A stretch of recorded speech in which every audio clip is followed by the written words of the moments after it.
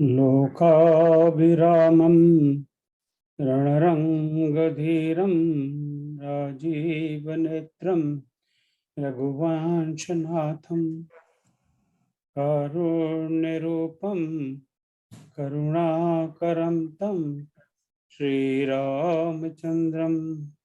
शरणं प्रपद्ये। मनोजवं मारुततुल्यवेगं यतेन्द्रियं बुद्धिमतां वरिष्ठं वातात्मजं वा नरयोतमुख्यं श्रीरामदूतं शरणं प्रपद्ये। श्रीरामदूतं शरणं प्रपद्ये। श्यावर रामचंद्र भगवान की जय। उमापति महादेव की जय। पवन सुत हनुमान की जय।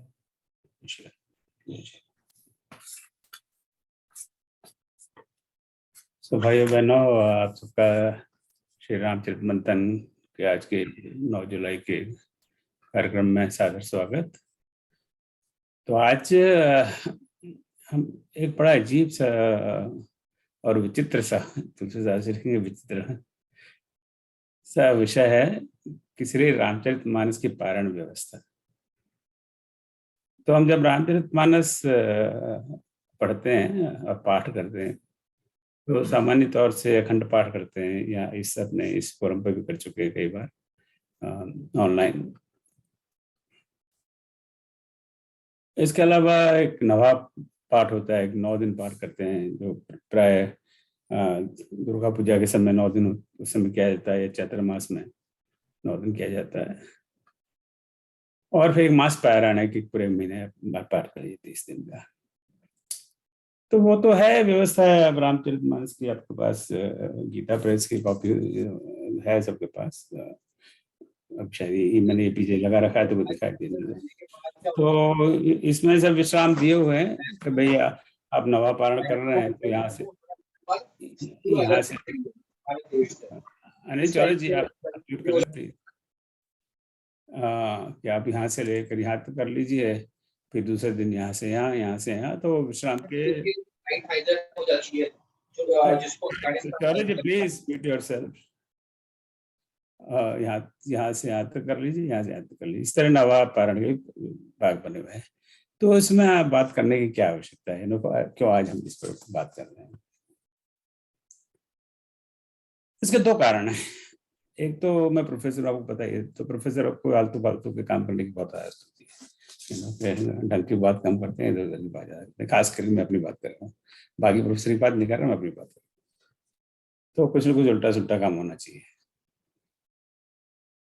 तो ये प्रश्न मेरे मन में 3, 4, 5 साल से कि जो ये पाठ की व्यवस्था है या पारायण की व्यवस्था है, पारायण और पाठ में भी एक अंतर है। जो हमारे विद्वान क्या नाम है उनका, डॉक्टर राजेश जी भोपाल से हैं, उन्होंने एक बार बताया था। हालांकि उस अंतर से मैं बहुत ज्यादा सहमत नहीं हूँ, पर उस पर हम नहीं जाते आज।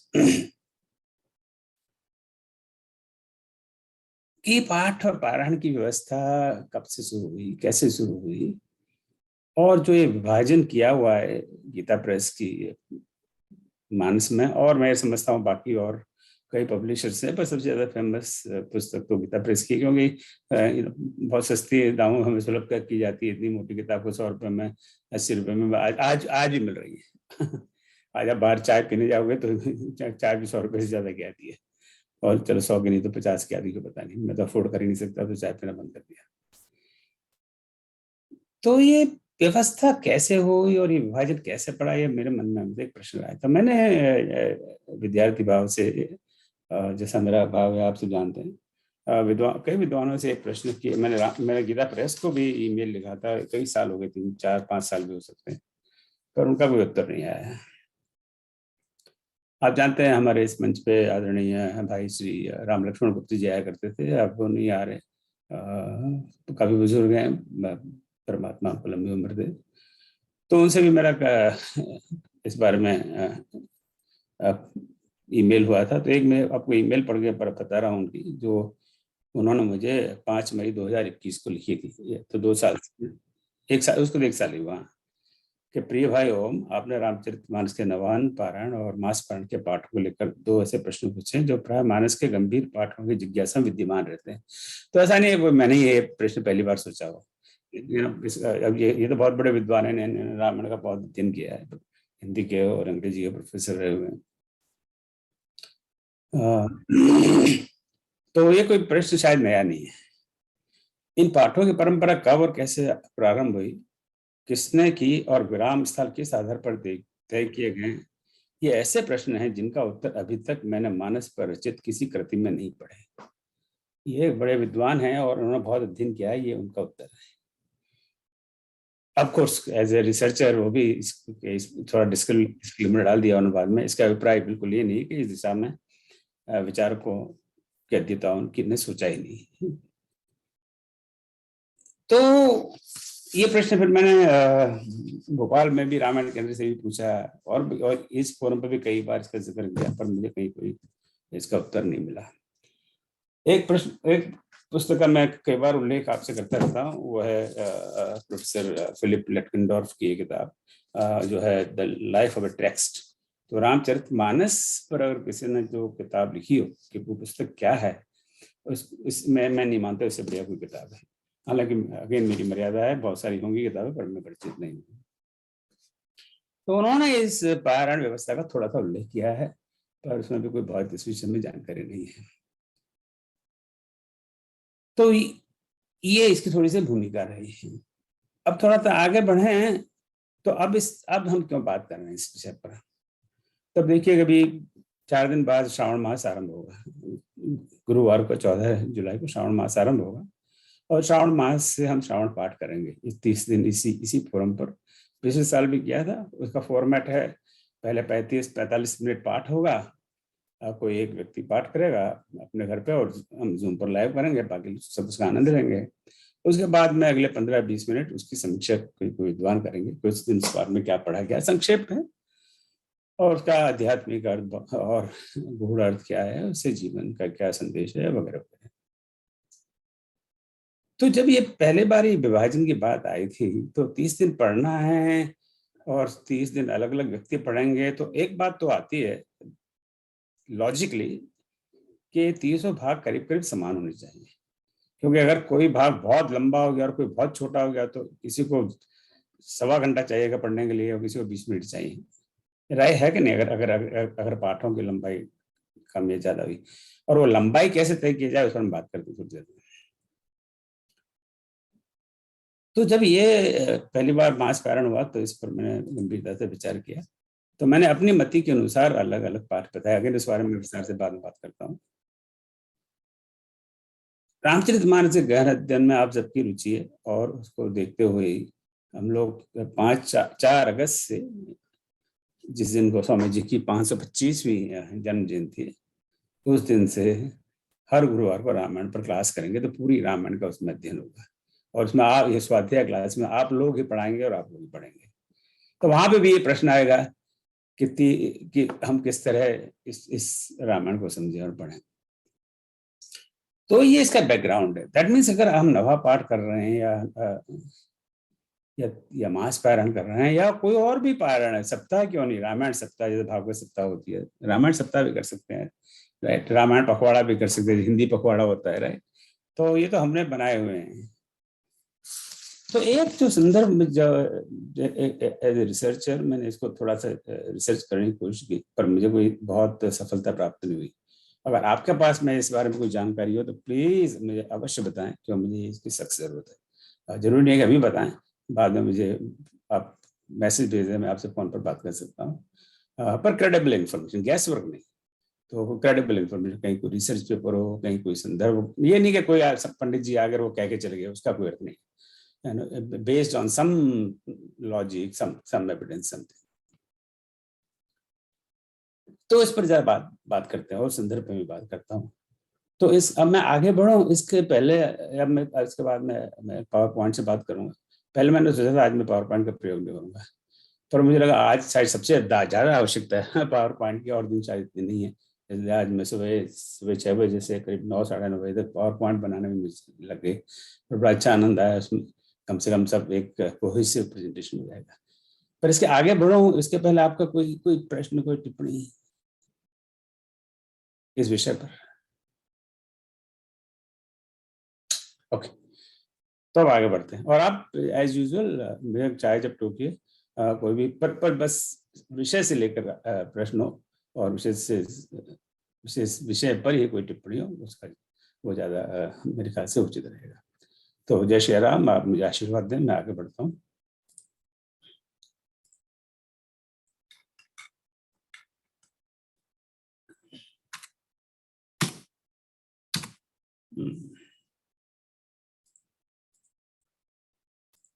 हाँ, हो गया। अच्छा, सबसे पहले तो मैं दो चीज कहूंगा। एक तो डिस्क्लेमर, इसमें बहुत सारे आज नंबर दिखाई देंगे आपको, संख्याएं, तो हो सकता है उसमें कोई गलतियां हो। हम वेरीफाई करने का प्रयास कर रहे हैं, और जब पूरा हमें लगेगा कि हाँ गलतियां नहीं है, तो मैं आपको बताऊंगा गलतियां नहीं है। तो एक तो वो बात है। पर अगर कुछ गलतियां भी हो तो बहुत बहुत ही मामूली गलतियां होंगी, कोई बहुत से प्रेजेंटेशन में फर्क नहीं पड़ता। और चूंकि ये गलतियां होने की संभावना है, इसलिए मेरे आपसे आपसे अनुरोध है कि जहाँ नंबर वगैरह है उसका आज फोटो वगैरह ना लें, क्योंकि अगर वो गलती हो और कहीं और इधर पर उसको और जगह चली जाए तो फिर उसकी लोग निंदा ही करते हैं। वैसे मेरा प्रेजेंटेशन सबके लिए प्राप्त है। I can always email the whole PowerPoint, मुझे कोई दिक्कत नहीं है। पर आज शायद मैं आपसे रिक्वेस्ट करूँगा, मैं ऐसा नहीं करूँगा, क्योंकि अभी भी इसमें कुछ गलतियां होने की संभावना है, और राम जी ने चाहते तो उनको थोड़ा बहुत में सुधार लेंगे। पर वो गलतियां बहुत मामूली है, अगर हो ही हुई तो भी। मैंने कई 2-3 बार चेक कर लिया है, तो मैं नहीं मानता गलतियां हैं, पर फिर भी I am not 100% sure. So this my humble request to all of you.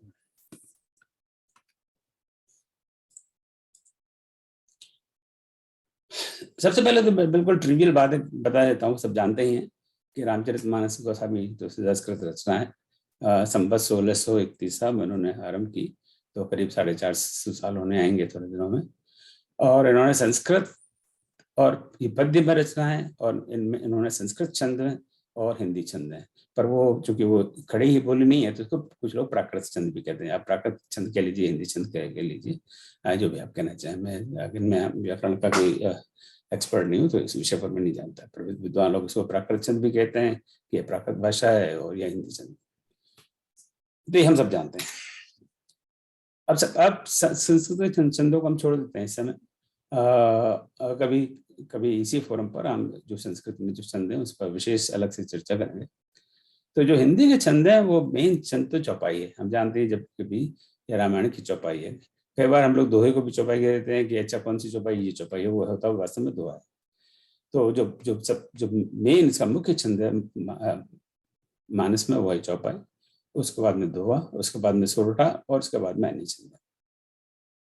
अन्य कई प्रकार के छंद हैं। तो अगेन एक बार श्री निरंजन शर्मा जी ने इस पर बात की थी, पर इस पर दोबारा बात करेंगे, मैं समझता हूँ आवश्यकता है, तो कभी करेंगे।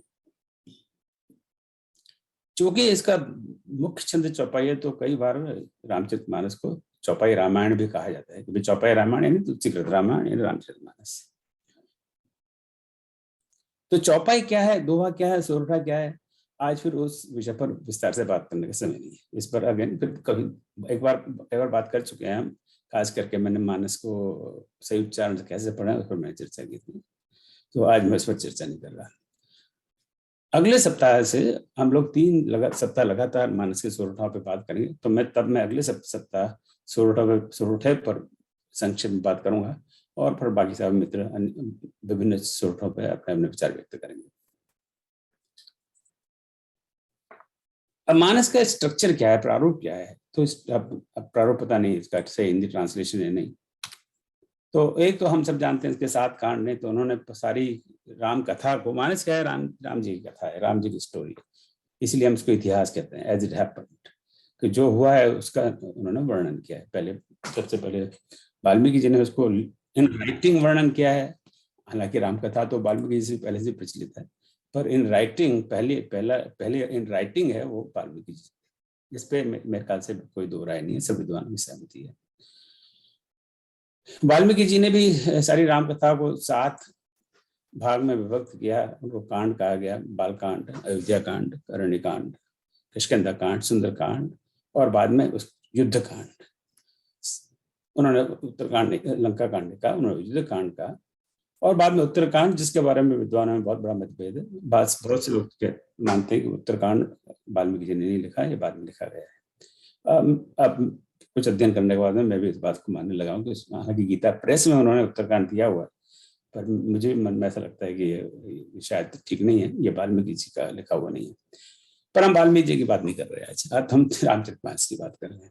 तो उन्होंने भी वही फॉर्मेट लिया है, 7 कांड में विभाजित किया है, वही 7 कांड, और जो छठा कांड है उसको युद्ध कांड की जगह उन्होंने लंका कांड नाम दिया है, और कोई परिवर्तन नहीं।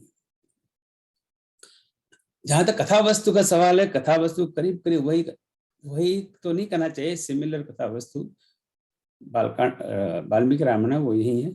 एक सुंदरकांड में एक बहुत बड़ा फर्क है। वाल्मीकि जी जो विभीषण की शरणागति है उसको युद्ध कांड में लिखते हैं, और जो कि हमारे बाबा तुलसीदास विभीषण की शरणागति को भी सुंदरकांड में लिखते हैं।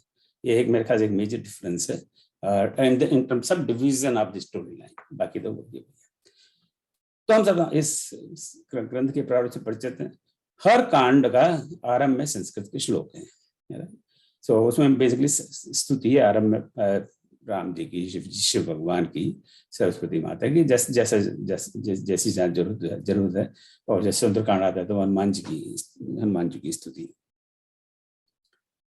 एक उत्तरकांड ऐसा है जिसे मध्य में और अंत में भी श्लोक है।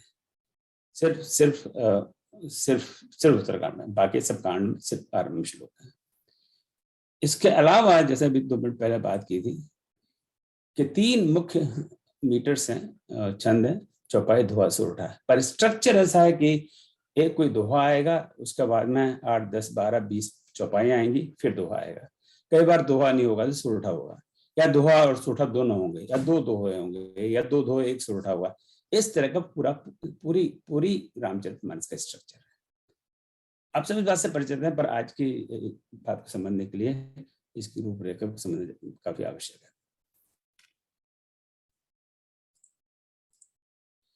अब इसका ये स्ट्रक्चर हम देख लेते हैं, जिससे हम सब परिचित हैं, फिर भी आई थिंक देखना मैं समझता हूँ ज़्यादा थोड़ा सा आवश्यक है। सो मैंने ये रैंडमली कुछ लाइन ली है मानस से। अब ये है, आपको तो मेरा नोटेशन पता ही है। एक का मतलब है बालकांड 48, दोहा नंबर 48, और सी मतलब 7वीं पंक्ति, जो एक चौपाई है। सी का मतलब चौपाई, 7वीं पंक्ति है जो। तो एक बात जो केवल 6 कांड लिखे गए, उत्तरकांड कृपया म्यूट करिए अपना को। धन्यवाद। मैं थोड़ा एक स्लाइड पीछे चलता हूँ। आप पीछे कैसे जाते हैं? हाँ।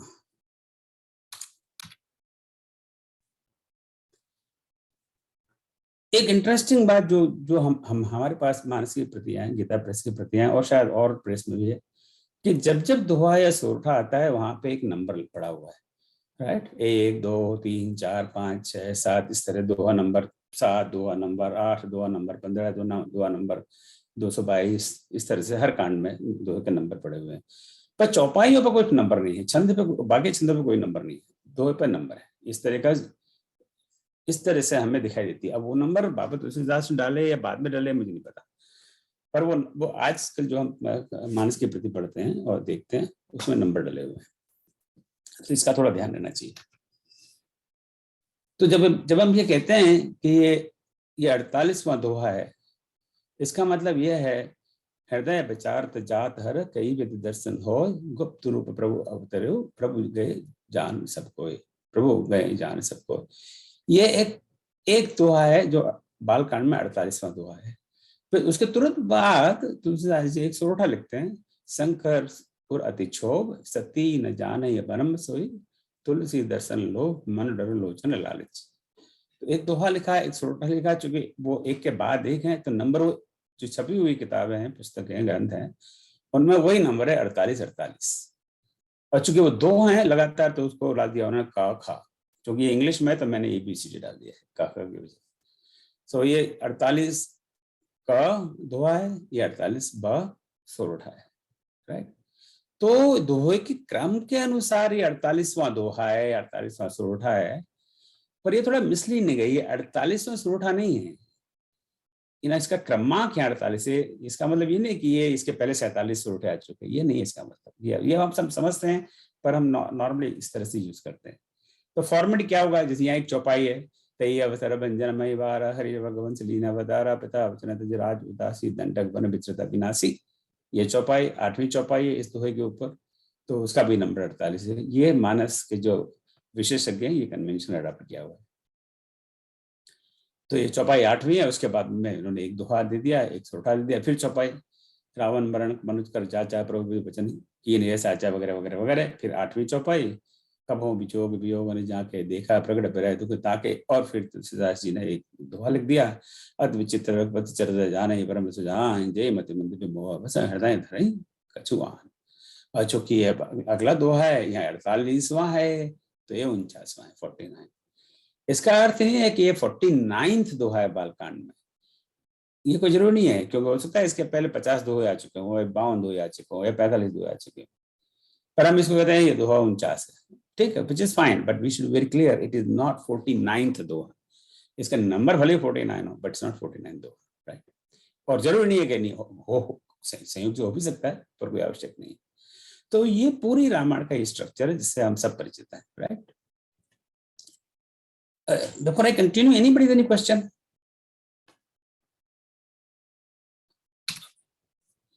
अब हम चलते हैं रामायण के स्ट्रक्चर पे आगे, कि नॉर्मली ये बहुत कॉमन टर्मिनोलॉजी हम यूज करते हैं कि अच्छा मैंने आज 5 दोहे पढ़े, या चलो कल 10 दोहे का पाठ करके आना, राइट।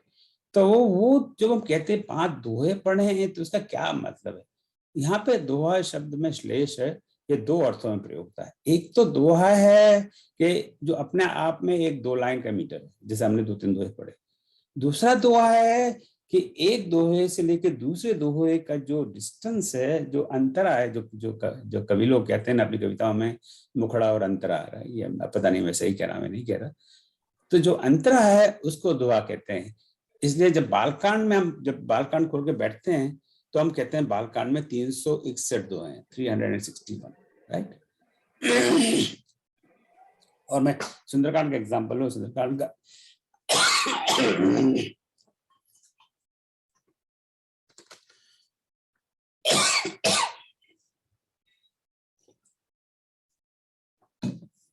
अध्ययन हम सब ज्यादा करते हैं, तो हम कहते हैं सुंदरकांड में 60 दोहे हैं। आप शुरू करोगे सुंदरकांड शुरू से अंत तक, तो तब दोहों पे नंबर पड़े हुए हैं, जैसे मैंने अभी बताया 1 2 3 4 आगे, फिर 5 का या जो भी मैं अभी, और अंत में दोहा 60, राइट। तो जैसे अभी मैं यहाँ सुंदरकांड खोलता हूँ,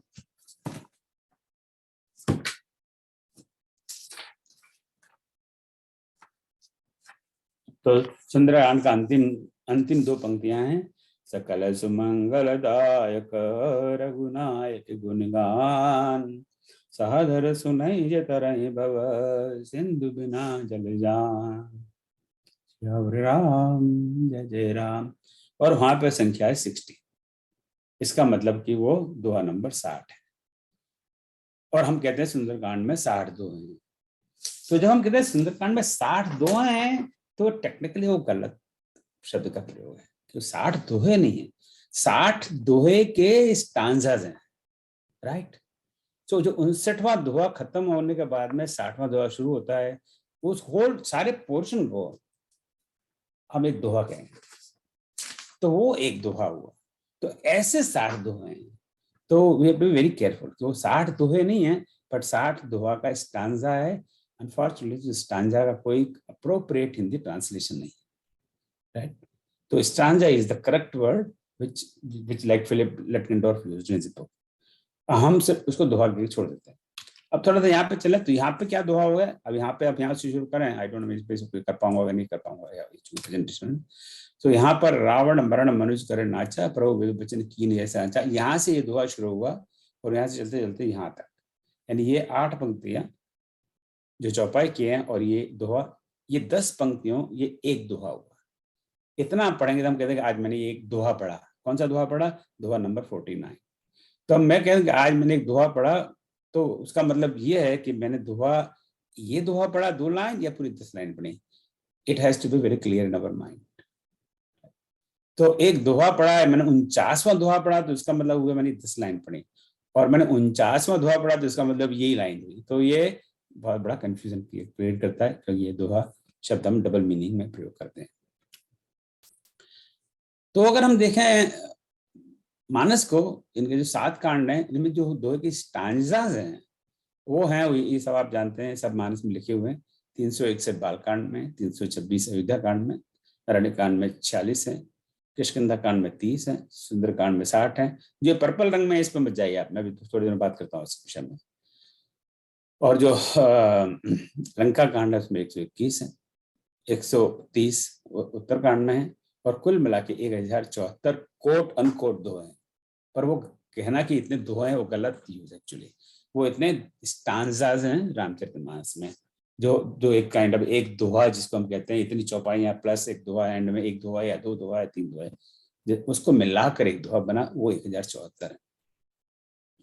तो जब हम कह रहे हैं हमने 5 दोहे पढ़े या 10 दोहे पढ़े, तो हम इस 1074 की बात कर रहे हैं। हम कहेंगे भाई किष्किंधा कांड आज मैंने पूरा पढ़ लिया, तो किष्किंधा का क्या 30 दोहे, आज मैंने 30 दोहे पढ़ लिए, किष्किंधा कांड पूरा हो गया, वो ठीक है, पर we have to be very clear about that.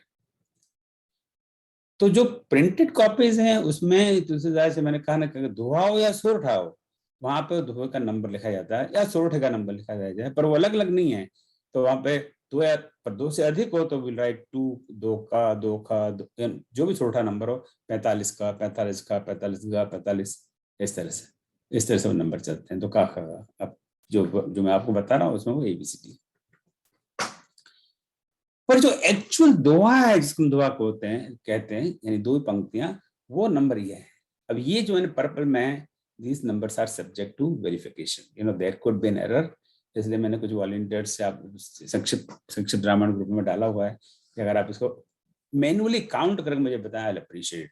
किसी गूगल से नहीं, किसी रेफरेंस से नहीं, कुछ नहीं, आपके हाथ में किताब लीजिए और गिनिए 1 2 3 4 5 इतने, that count I want, I don't want count from, तो आप गूगल में डालेंगे आपको मल्टीपल नंबर मिलेंगे, क्योंकि they are not reliable unfortunately.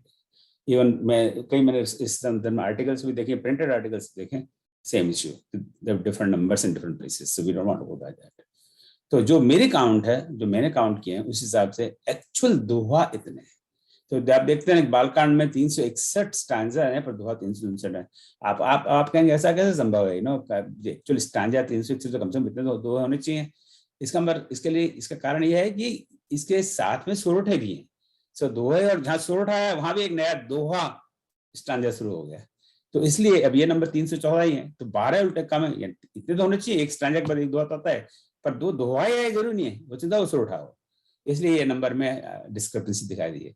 कहीं जैसे बहुत ज्यादा है, जैसे यहाँ पे 130 स्टैंजा है पर दोहे 206 हैं, क्योंकि वहां पे कई जगह बहुत सारे दोहे हैं, एक स्टैंजा खत्म हुआ 3 4 5 दोहे एक साथ हैं, इसलिए वो दोहे का नंबर ज्यादा है। तो एक्चुअल दोहे 1172 है, और सोरठा की मैं बात करूंगा कितने, सोरठा 87 है, वो आपको पता ही है, पर आज सोरठा विस्तार से चर्चा अगले सप्ताह से करेंगे, तो विस्तार से चर्चा नहीं करेंगे। अब ये हो गई थोड़ी सी भूमिका, आधा घंटा लग गया मुझे करीब करीब। अब हम जो आज का टॉपिक उस पर आते हैं, वो है कि रामचरितमानस का पारायण पाठ, अखंड रामायण तो हम समझाते क्यों, अब पाठ क्यों करते हैं कि हमें आनंद आता है, हमें लगता है भक्ति का भाव होता है, जो भी किसी का कारण हो, या हमारे लिए एंटरटेनमेंट, जिसका जो भी वजह हो, उस पर हम नहीं जाते, हम पाठ क्यों करते हैं, क्यों करना चाहिए। वो एक आध्यात्मिक विषय, जो अध्यात्म का पंडित है वो इस पर चर्चा करना ज्यादा उचित रहेगा, मैं उसके लिए क्वालिफाइड नहीं हूँ। पर पाठ करते हैं, आनंद आता है। ये कई लोग मुझे पूछते हैं कि क्या तुम ये पाठ करते रहते हो, रामायण पाठ करते हो, सुंदरकांड करते हो, फालतू में टाइम वेस्ट करते हो, तो इससे क्या फायदा है? तो मेरा उसका एक उत्तर है, मुझे मजा आता है। मैं और कोई आर्ग्यूमेंट में नहीं पढ़ाई, मुझे मजा आता है। मतलब आप बैठ के टीवी देखते हो, क्यों देखते हो? मजा आता है, इसलिए आप टीवी क्यों देखते हो? मजा आता है। फिल्म देखने जाते हो, मजा आता है। फुटबॉल का गेम देखते हैं, मजा आता है, आनंद आता है, इसलिए करते हैं। तो मैं तो इसलिए पाठ करता हूँ, मुझे मजा आता है, आनंद आता है। आनंद आता है, किसी का हिंग लगे ना फिटकरी, रंग चोखा आवे, हिंदी की कहावत है, एक गिला मेरा खर्च नहीं होता। किसी का मैं टाइम नहीं लेता, किसी को मैं नुकसान नहीं पहुंचाता, तो आपको क्या आपत्ति है? पर इसके और भी रीजन है पाठ करने के, पर will not go into that discussion right now. तो एक पाठ करने का तरीका अखंड रामायण। अखंड रामायण का मतलब है कि आप शुरू करो, संकल्प लो, और पूरी रामायण को बिना रुके पढ़ जाओ। बिना रुके का मतलब ये नहीं कि आप सांस मत लो या पानी मत पियो, राइट, वो तो संभव नहीं है, पर यह है कि बीच में ब्रेक मत लो अखंड रामायण। अब हम अखंड रामायण कई बार क्या है, प्राय इसमें 24 घंटे लग जाते हैं, तो बहुत फास्ट रीडर्स हैं 18-17 घंटे में पढ़ सकते हैं इसको, और लोग ऐसे हैं, ऐसे पढ़ने वाले बहुत फास्ट रीडर्स 14-15 घंटे पढ़ने वाले लोग भी हम पाए गए हैं, जिनका बहुत अभ्यास है, उन्होंने तो बेसिकली मेमोराइज कर लिया रामायण, तो उनको पढ़ना, एक्चुअली पढ़ना नहीं पड़ता, जस्ट कीप रिपीटिंग, तो उनको इसमें आनंद मिलता होगा। पर mostly this is group activity, क्योंकि एक व्यक्ति के लिए 99% लोगों के लिए ये मुश्किल है अखंड रामायण पाठ करना, क्योंकि आप एक आदमी सतत 24 घंटे नहीं कर सकता, क्योंकि आपका गला थक जाएगा, अब बैठे बैठे थक जाओगे और भूख लगेगी, बाथरूम भी जाना है, ये सब कुछ हमारी जो शारीरिक आवश्यकता है। तो इसलिए ग्रुप एक्टिविटी है, दो लोग मिलकर, 4 लोग मिलकर, 10 लोग मिलकर अखंड रामायण का पाठ करते हैं, तो इस पर हम अब चर्चा नहीं करेंगे। तो उसमें कोई ब्रेक की आवश्यकता नहीं है, कोई विश्राम की आवश्यकता नहीं है, उसका नाम ही अखंड रामायण, तो उसमें विश्राम कहाँ, राम काज की ने नाम वही कहाँ विश्राम, वो तो हनुमान जी कर सकते हैं, हम भी कर सकते हैं। अब आते हैं नवान पारायण और मास पारायण। तो नवान पारायण है जो एक 9 दिन में पाठ करने की व्यवस्था है, और दूसरी है मास पारायण जो 30 दिन में पाठ करने की व्यवस्था है। अब इस पर थोड़ी मैंने रिसर्च करने की कोशिश की कि ये व्यवस्था कब और कैसे शुरू हुई, तो इसका सिर्फ एक and only one reference I found. तो सन 1995 में, 27 साल पहले, एक बड़े विद्वान हैं उनका, और राम जी करे अभी भी हो, मेरा कोई उनसे परिचय नहीं है, पंडित ओम प्रकाश शर्मा भारद्वाज, उन्होंने इस पुस्तक की रचना की। उसका नाम है श्री रामचरितमानस सचित्र शब्दकोश एवं मूल पाठ, और उस पुस्तक के मुख्य संपादक हैं। इंटरेस्टिंगली उन्होंने एक शब्दकोश बनाया, वो एक्चुअली शब्दकोश कम है, वो थिजॉरस ज्यादा है, तो उन्होंने नाम शब्दकोश दिया है, पर वो आज का विषय नहीं है। आज का विषय उसका पाठ का है। तो उस पुस्तक के 2 भाग हैं, एक लिटरली वो 2 अलग अलग पुस्तकें हैं, और वो इसका ऐसा बाइंडिंग अलग से किया कि एक फोल्डर ऐसा बनाया कि 2 पुस्तकें हैं। It's the packaging is very nice. तो जो उसका मूल पाठ है वो मूल रामचरितमानस है, तो पूरी रामचरितमानस भी इस पुस्तक में ही है, वो अलग से है, दोनों काइंड ऑफ जुड़ी सी आती है वो किताब, वो इस तरह से वो दिखती है किताब। I have a copy of it, so very interesting concept. तो उसमें रामचरितमानस ही है, पर उसमें ये वो इस चीज को कोट करते हैं, उनको क्यों इसकी आवश्यकता पड़ी मुझे नहीं पता। वो लिखते हैं श्री तुलसीदास जी ने जब मानस की रचना की, तब तक उनकी योजना अनुसार इसमें विश्राम स्थलों का कोई भी स्थान नहीं था। अब जब ये बड़े विद्वान थे, उन्होंने बहुत लोगों को कंसल्ट किया था, ये इनकी ओपिनियन है, लेकिन बाद के विद्वानों ने कुछ विश्राम स्थलों की आवश्यकता समझी, वह नवान पाठ हेतु विश्राम स्थलों का स्थान निश्चित किया। तो ये कहते हैं कि जो नवापारण की व्यवस्था है, ये तुलसीदास जी ने नहीं की। अब ये आई थिंक बात बिल्कुल लॉजिकल लगती है कि जो तुलसीदास जी ने रामायण लिखी होगी, आप सोच सकते हैं, go back to that time, अब उनको थोड़ी अंदाज होगा कि आज देखिए ना, आज भी बैठे बैठे लोग रामायण लिखते हैं, अब उपन्यास लिखते हैं, अब वो सोचते हैं कि 500 साल बाद उनको पढ़ेगा, 500 साल बाद छोड़िए 5 दिन बाद भी पढ़ ले वही बहुत है, राइट।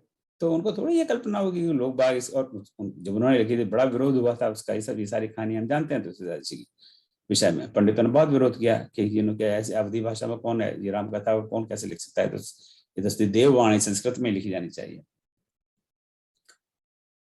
तो उनको ये इस बार के ये बात मानने में आती है कि ये बिल्कुल तर्क संगत है कि उन्होंने ये सोचा भी नहीं होगा कि बाद में इसको कोई पढ़ेंगे भी, और पढ़ेंगे तो इतने प्रेम से और इतने आदर से और इतने भक्ति से पढ़ेंगे, और वो फिर इसको रेगुलर पढ़ना चाहेंगे, ऐसा कौन सोचता है। तो वो कौन ऐसी पारायण की व्यवस्था करेगा। तो ये बात समझ में आती है कि तुलसीदास जी ने स्वयं ये नहीं किया होगा, ये बात की बात है। फिलिप जी की बुक में भी इस तरह के बाद में रेफरेंस है, तो कहते हैं ये शायद 19th सेंचुरी के बाद की ये सोच है कि पारायण व्यवस्था की जाए। सो अगर हम थोड़ा तर्क से सोचें तो ये लगता है कि उन्होंने रचना की, लोगों में रुचि हुई, जब काशी नरेश थे उसका उन्होंने प्रमोशन किया, और बाद में रुचि बढ़ती चली गई, और जब रुचि बहुत ज्यादा बढ़ गई और लोग उसका पाठ करने लग गए, तब कुछ युवा ने सोचा हुआ कि भाई इसका पूरा पाठ करना तो संभव नहीं है, ऐसा करते हैं हम लोगों की सहूलियत के लिए इसके विश्राम कर बता देते हैं, एक नवा पारायण, ये मास पारायण। तो वो काफी लॉजिकल लगता है। तो but this the only reference I got. Interestingly इन्होंने भी, श्री ओम प्रकाश शर्मा भारद्वाज जी ने भी, इन्होंने मास पारण का कोई उल्लेख नहीं किया, सिर्फ नभा पारायण का उल्लेख किया है, which is kind of very surprising कि वो मास, जब पारायण की बात कर रहे हैं तो नभा की बात कर, मास पारायण क्यों नहीं बात किया, ये मुझे नहीं पता, पर उन्होंने कोई उल्लेख नहीं किया। इसके अलावा मुझे कोई रेफरेंस नहीं मिला इस पारायण व्यवस्था पर। तो फिर से मैं आप लोगों से अनुरोध करूंगा, आप सब विद्वान हैं, आपको कहीं कोई ऐसा रेफरेंस मिल जाए तो प्लीज लेट मी, मैं बिल्कुल जानने को उत्सुक हूँ, क्योंकि बाद में अगर राम जी ने प्रेरणा दी तो I do want to write it up as a research article, तो वो रेफरेंस में कोट करना चाहूंगा। तो ये व्यवस्था कब शुरू हुई, कैसे शुरू हुई, और ये विभाजन कैसे पड़े इसके, कि कहाँ विश्राम देना है, इसके बारे में कोई जानकारी कहीं है नहीं, राइट। और हम बिल्कुल आंख मीच के जो हमें मिलता है उसको हम फॉलो करते हैं। तो पारण की आवश्यकता है, क्योंकि भाई हम लगातार पढ़ नहीं सकते, हमारे पास मर्यादित समय, हम मान लीजिए हम रिटायर्ड भी हैं तो चलो हमारे पास थोड़ा ज्यादा समय, फिर भी 24 घंटे तो पढ़ नहीं सकते। अगर रिटायर्ड नहीं है तो आपका जॉब है, राइट, तो आप जो रोज मैं आधा घंटे पढ़ूंगा, 1 घंटा पढ़ूंगा, या मर्यादित क्षमता है, मान लिया आपके पास समय है और कोई समस्या नहीं है, पर आपकी क्षमता भी तो है, कितनी देर बैठ सकते हो। आज मुझे कोई बैठा है तो नीचे जमीन में बैठ के मैं ज्यादा से ज्यादा 1 घंटे पढ़ सकता हूँ, ज्यादा नहीं पढ़ सकता। उसके बाद मुझे उठना जरूरी है, क्योंकि वो घुटने तंग करने लग जाते हैं। तो हो सकता है आपकी क्षमता 2 घंटे हो, 4 घंटे हो, 6 घंटे हो, तो सबकी क्षमता अलग अलग है।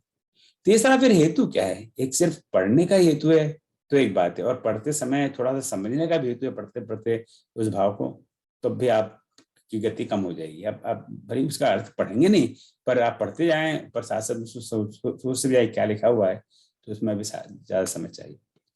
तो इसलिए पारायण की आवश्यकता है कि आप मन में सोचता है कि भाई चलो मैं 30 दिन में पढ़ूंगा इसको, एक संकल्प ले लिया, या 9 दिन में पढ़ूंगा, या फिर जब मेरे पास समय है भाई रोज मैं आधा घंटे पढ़ूंगा, या रोज मैं 1 घंटे पढ़ूंगा, या हर वीकेंड को पढ़ूंगा, और प्रतिदिन 5 दोहे पढ़ूंगा, जब जितना समय लगे, जितना मन लगे। तो आदमी व्यक्ति अपनी सुविधा के अनुसार अपनी स्वयं की पारायण व्यवस्था कर सकता है। कोई जरूरी नहीं है कि वो नवा पारायण ही करे या मास पारायण ही करे। वो सोच सकता है मैं रोज आधे घंटे का पारायण करता हूँ, या जैसे भी इसकी, और जब मुझे समय मिलेगा तब करता हूँ, पर मैंने संकल्प किया कि मुझे पारायण करना है, राइट। कई बार हम संकल्प करते हैं वो पूरा नहीं हो पाता, राइट। अब जैसे वाल्मीकि रामायण है, मैंने एक बार किया था कि मैं इसको पूरा पढ़ूंगा, पर मैं नहीं पढ़ पाया, बीच में छूट गया, अयोध्या कांड कहीं जाके मैं खो गया, और बाद में मैंने वो रह गया, सो रह गया। तो ये बहुत बार होता है। तो इस तरह का सिचुएशन खड़ी हो जाती है।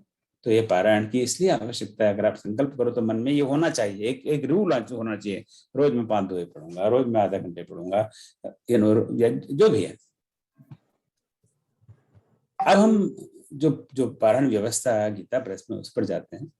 तो लेट्स नवा पारायण थोड़ा सरल करना, और बाद में हम लोग मास पारायण की बात करेंगे, समय का थोड़ा ध्यान रख रहा हूँ।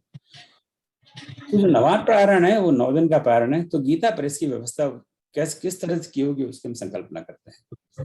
अब मैंने थोड़ी देर पहले बताया था गीता जो रामचरितमानस में 1074 1074 दोहे हैं।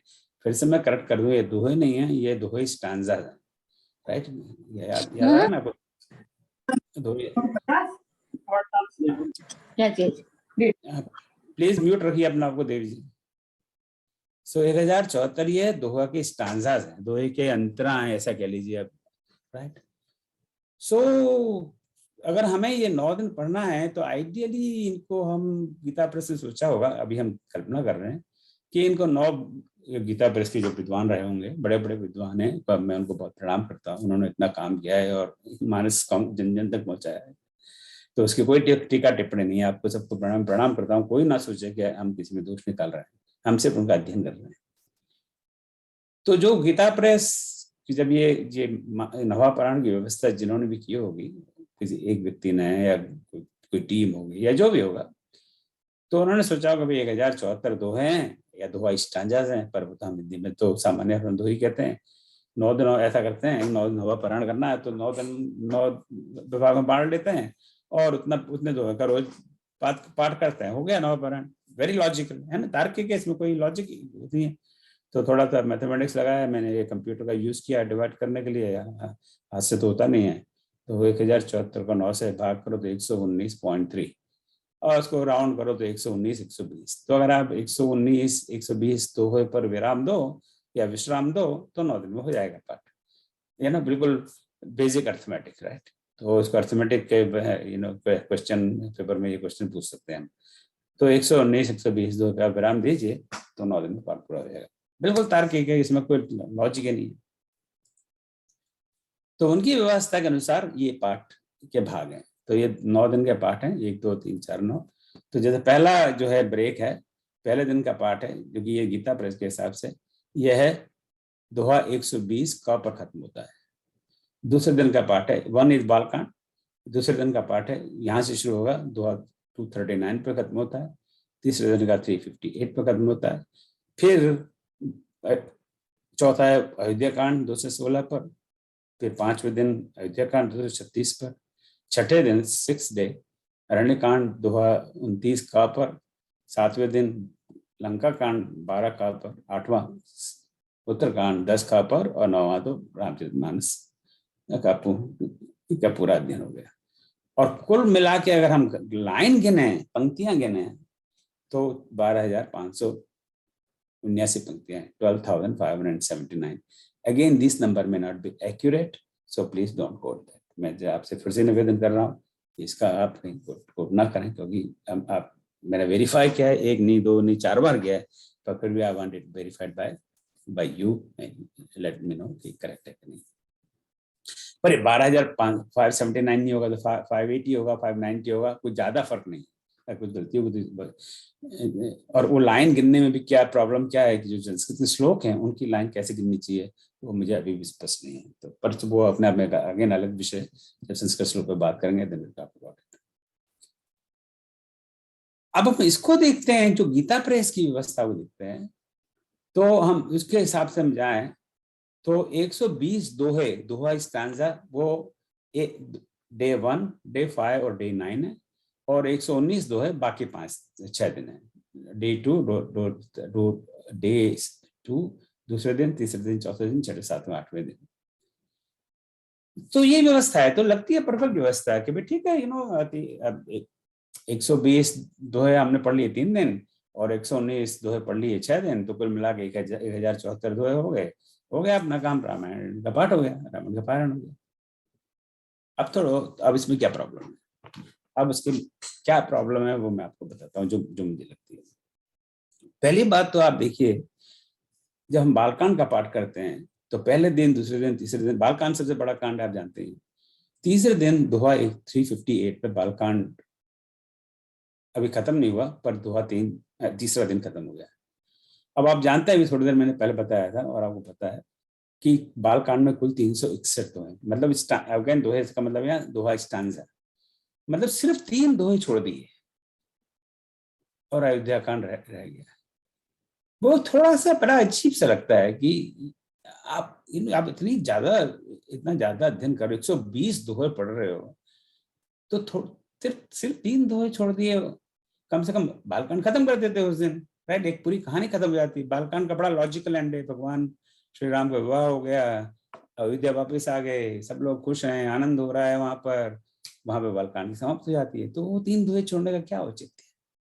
तो इसका कुछ लॉजिक ही नहीं बनता है। ये प्योर मैथमेटिकल एप्लीकेशन नहीं है। इसके पीछे जब पढ़ने के साथ साथ कुछ उसकी कहानी का भी तालमेल होना चाहिए, कथा का भी तालमेल होना चाहिए। तो तालमेल पूरा टूट जाता है यहाँ पर कि वहां पे 3 दोहे छोड़ दिए, उसका क्या, सिर्फ एक गणित की व्यवस्था को एडजस्ट करने के लिए। वो हालांकि मैं गणित का विद्यार्थी हूँ, तो मुझे बड़ा बुरा लग रहा है गणित की निंदा करते लिए, पर गणित हमारे लिए, हम गणित के लिए नहीं है। तो गणित की व्यवस्था कहती है कि भाई 120, 119 दोहे, पर यहाँ जब 3 दोहे ही छूट रहे हैं तो उनको भी समावेश कर लीजिए। एक दिन 100, भाई देखिए यहाँ पे 120 दोहे हैं, तो एक दिन या 121 कर लो, या यहाँ 121 कर लो, तो कुल मिला हो जाएंगे 361, राइट। वो नहीं है, वो मुझे वो बात खटकती है। दूसरा, मैं एक थोड़ा एग्जाम्पल बता रहा हूँ। अब अरण्य कांड देखिए, अरण्य कांड बड़ा छोटा सा कांड है, आप जानते हैं 46 दोहे हैं कुल मिला के। तो उसको 46 दोहे में 29 दोहे पे विश्राम दे दिया, अब बाकी छोड़ दिए। अब रोज 3-3.5 घंटे का पाठ, जब नवा पारायण करते हैं तो एक दिन 3-3.5 घंटे का पाठ होता है। अब मोटा हिसाब लगा लीजिए कि 24 घंटे में पूरी रामायण पढ़ा जाती है, 9 दिन में पढ़ना हो तो 24 डिवाइडेड बाय 9 यानी कितना हुआ? आप लगाओ, आप जरा गणित, मेरे को तो आता नहीं है इतना गणित, तो करीब करीब 3 घंटे रोज हुआ, राइट? तो 3 घंटे रोज पढ़ रहे हैं, तो उसमें अगर 10-15 मिनट आगे पीछे हुआ तो क्या फर्क पड़ता है? कम से कम अरण्यकांड ऐसा छुड़ा, अरण्यकांड को बीच में तोड़िए तो मत, सारी अरण्यकांड की बड़ी कहानी टूट गई बीच में। तो आप महास्पारण में हो सकता है उसकी आवश्यकता पड़ जाए, उसके बात करेंगे, बाद में बात करेंगे जब वहां पहुंचेंगे सर। तो ये बड़ा खटक जाए। फिर बाद में लंका कांड को आप देखिए, लंका कांड को आपने 12वें दोहे से शुरू किया है, यानी थोड़ी सी कहानी बीच छोड़ दी और वहां बीच में से श्रीलंका कांड को शुरू किया। तो अगर आप उसको पढ़ रहे हैं, उसको समझने का प्रयास कर रहे हैं, तो आपको बड़ा अजीब सा लगेगा वहां शुरू कर रहे हैं कि ये क्या, कहाँ से मैं शुरू कर रहा हूँ, कुछ बैठ नहीं रहा है आपके साथ। उसको आराम से शुरू करिए ना। सेम थिंग उत्तरकांड, अगेन दोहा 10 से शुरू हो रहा है, तो पहले के जो 10 दोहे हैं वो कहाँ गए? वो पहले दिन पढ़ लिए, तो वो कहाँ, वो जो कथा है, कथा वस्तु वो टूट रही है अनावश्यक रूप से। तो इस तरह के कुछ ये प्रॉब्लम्स हैं जो मैं समझता हूँ एक पारण की व्यवस्था में नहीं होना चाहिए। थोड़ा आगे बढ़ते हैं। अब ये प्रॉब्लम क्यों हो रहे हैं? ये प्रॉब्लम हो रहे हैं क्योंकि हम ये दोहे की संख्या का जो प्रयोग करते हैं वो प्रयोग ही गलत प्रयोग है। जब हम कहते हैं इतने दोहे, अब हम जरा उस दोहे को समझ ले। दोहे स्टांजा। सो नॉर्मली एक दोहे में 8-10 चौपाई होती है। अभी हमने एग्जाम्पल देखा था, राइट? एक दोहा सोरठा था, फिर 8 चौपाई थी, फिर एक दोहा आ गया, उसके बाद में 8 चौपाई होंगी, 9 होंगी, 10 होंगी, फिर एक दोहा आ गया, फिर एक दो सोरठा हो गया, फिर 8-9-10 चौपाई होंगी, 11 हो गई, फिर दोहा आ गया। इस तरह से स्ट्रक्चर।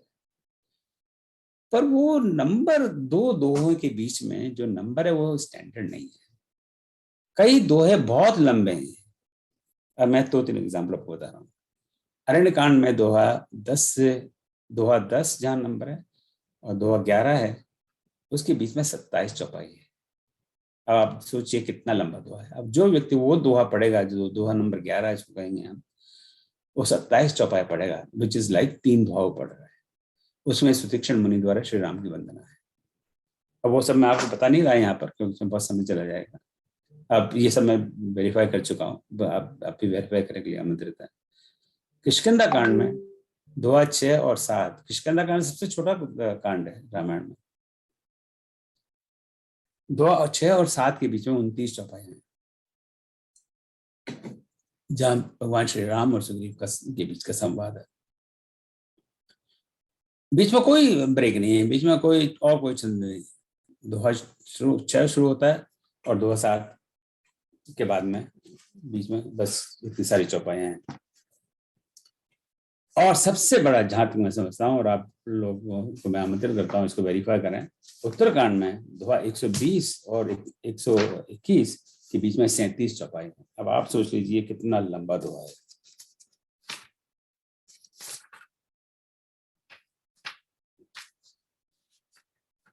और ये गरुड़ जी 7 प्रश्न पूछते हैं काकभूषण जी को, और काकभूषण जी से उनकी विषय पर चर्चा होती है। जो दोहा 120 में 2 दोहे हैं, 120 का और 120 का।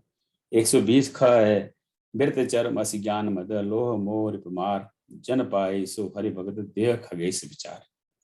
ये दोहा 120 का है। उसके बाद में चौपाई शुरू होती है। पुन से प्रेम बोले खगराओ जो कृपाल मोहि ऊपर भाव नाथ मोह निज सेवक जाने सप्त प्रश्न मम कहो बखाने। तो गरुड़ जी कहते हैं कि हे कृपालु, यदि मुझ पर आपका प्रेम है तो मुझे अपना सेवक जानकर मेरे 7 प्रश्नों का उत्तर दीजिए। और ये चौपाई शुरू में 37 चौपाइयां हैं, और 37वीं चौपाई है, जो 37वीं चौपाई है, जुग विद जोर मस्तर अविवेका कहाँ लगी काहो कुराग विवेका। अब हम कहें कि हम 5 दोहे पढ़े हैं, तो अगर आपने ये वाले दोहे पढ़े हैं तो आप सोच लीजिए ये 120 और 131 में 37 चौपाइयां हैं, तो हम 8 चौपाई माने 8 चौका 32, तो ये 4-5 दोहे के बराबर इसकी लंबाई होगी। तो 10 दोहे पढ़ने हैं या 4 दोहे पढ़ने हैं, ठीक है, उसमें कोई आपत्ति नहीं, हम कोई आपत्ति नहीं ले रहे। पर हम कहेंगे 10 दोहे आज के और कल के 10 दोहे एक बराबर समय लेगा, ये बिल्कुल गलत सोच है। हो सकता है 10 दोहे आज के आपको 10 मिनट लगे, कल के 10 दोहे आपको 20 मिनट लगेंगे, क्योंकि उनकी लंबाई ही ज्यादा है, उसमें लेंथ इतनी ज्यादा है। यहाँ पे मैं एक थोड़ी एक बात स्पष्ट कर दूं, और उस पर मैं कोई विद्वान नहीं हूँ, कि हम एक चौपाई को कैसे काउंट करते हैं। तो नॉर्मल चौपाई का अर्थ है चौ यानी चार पाई, यानी चार अर्धाली को लेकर चौपाई बनती है। पर कई चौपाई जो अगर आप जो अर्थ वाली जो ये टीका वाली रामचरित मानस देखते हैं जिसमें अर्थ दिए हुए हैं, तो कई बार दो दो की जोड़ी में चौपाई है और फिर कहीं एक है।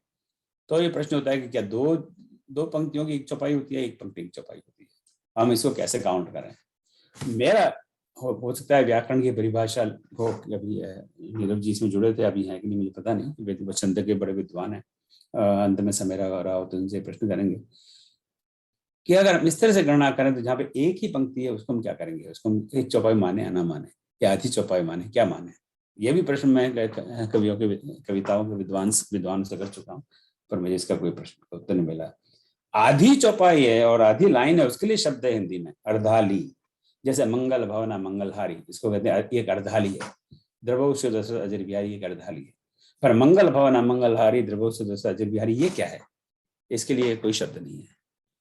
बोला ये पंक्ति है पर इसके लिए कोई शब्द तो मैं अपनी सुविधा के लिए इसको एक चौपाई मानता हूँ। इट इज काउंटिंग पर्पस है, ये भी एक चौपाई, क्योंकि कई जगह इस तरह की सिचुएशन है जहाँ पे दो दोहों के बीच में 9 पंक्तियां हैं, तो हम ऐसा तो नहीं कह सकते हैं 4.5 चौपाई है, पता नहीं। तो ये इस पर विद्वान लोग अपनी कमेंट कर सकते हैं। तो यहाँ जो चौपाई का हम काउंट कर रहे हैं वो हम एक लाइन को एक काउंट मान कर चल रहे हैं। अगर वो गलत है तो मैं क्षमा चाहता हूँ, पर उससे हमें सुविधा रहती है काउंटिंग करने में। तो जब हम कहते हैं कि हमने 1074 गीता प्रश्न ये किया कि 1074 दोहे हैं या दोहा स्टांजास हैं, उनको 9 भाग में विभाजित कर देते हैं और 120 119 कर देते हैं तो सब बराबर हो जाएंगे। सब बराबर नहीं होंगे, कोई आवश्यक नहीं, क्योंकि सब दोहों की संख्या में number of lines are different, तो बराबर कैसे होंगे। तो इसका क्या समाधान है, तो हम दोहों की संख्या का प्रयोग ना करें, हम दोहों में कितनी पंक्तियां आई हैं उसका प्रयोग करें, तब शायद हम बराबर विभाजन कर सकें। अब मानस में पंक्तियों की कुल संख्या मैंने बताया था 12,579 है, 12,579। Again this number I am not sure, मैंने 3-4 बार वेरीफाई किया है, पर हो सकता है मैं गलत हूँ। अगर आपके पास कोई अलग नंबर हो आपके खुद की काउंट का, आप मुझे गूगल्स का या किसी पंडित ने लिखा है या किसी लेख में लिखा है या किसी स्वामी जी ने कहा है, वो नंबर मुझे नहीं चाहिए। मुझे वो नंबर चाहिए जो आपने खुद ने बैठ के काउंट किया है, स्वयं ने काउंट किया है, यानी आपने किसी से अपने बच्चे से करवा लिया है, पड़ोसी से करवा लिया है, वो काउंट मुझे नहीं चाहिए। आपका स्वयं का काउंट किया वो नंबर का मुझे पता है, पर तो मैं पता लगेगा ये नंबर क्या है। तो अगर हम ये पंक्तियों के काउंट को लेकर चलते हैं कि कुल पंक्तियां मानस में 12,579 है, तो नवा पारायण में हर रोज हमें कितनी पंक्ति पढ़नी चाहिए, तो उसको हम 9 से डिवाइड करें तो वो आता है 1398, यानी करीब करीब 1400। ये नंबर जरा अपने दिमाग में रखें, ध्यान में रखें। तो करीब करीब अगर हम 1400 पंक्तियों का रोज पाठ करते हैं तो करीब करीब इतना समय लगेगा हमें, हो सकता है 2-4 मिनट आगे पीछे लग जाए करीब करीब। इसी प्रकार मास पारायण को हम 30 दिन में पाठ करें तो रोज हमें 419 पंक्तियों का पाठ करना पड़ेगा। और आप चाहे सुविधा के लिए आपको 420 भी मान सकते हैं, बड़ा अजीब नंबर है भारतीय इंडियन पीनल कोड में, पर हमें उससे क्या लेना देना। तो 420 पंक्तियों का रोज पाठ करेंगे तो 30 दिन में पाठ हो जाएगा, बिल्कुल बराबर डिवीजन होगा। पर अगेन ये मैथमेटिकल कैलकुलेशन, हम मैथमेटिक्स को ब्लाइंडली अप्लाई नहीं करेंगे, जैसे आप जब हमने थोड़ी देर पहले बात की थी। अब जैसे कोई यात्रा पे निकले कि भाई मैं यहाँ से 200 मील या पैदल जाऊंगा और रोज 10 मील चलूंगा, तो 10 मील चलता है और 10 मील चलने के बाद में भी कोई नदी के बिल्कुल बीचों बीच आया है तो नदी के बीचों बीच तो नहीं रुकेगा ना, वो नदी या तो नदी पार करके रुकेगा, नदी पहले रुकेगा, लॉजिक तो वही है। या आसपास कोई आधा मील दूर कोई गाँव वहां जाके रुकेगा, या घोर जंगल में तो नहीं रुकेगा, यहाँ 10 मील में खत्म हो गए घोर जंगल यहीं रुक जाता हूँ, तो वो तो पागलपन होगा। उसको थोड़ा सा आगे पीछे उस हिसाब से थोड़ा बहुत एडजस्टमेंट करना चाहिए, यही बात यहाँ पर है। हम अगर मास पालन करेंगे तो 420 लाइन का जरूर नहीं है 420 लाइन जाए, थोड़ा बहुत आगे पीछे कर सकते हैं जैसे कथा वस्तु है उस हिसाब से, ताकि जहां हम रुकें एक नेचुरल विराम, कोई विशेष कथा किसी प्रसंग का वहां नेचुरल विश्राम हो। अब उस विषय पे बात करते हैं।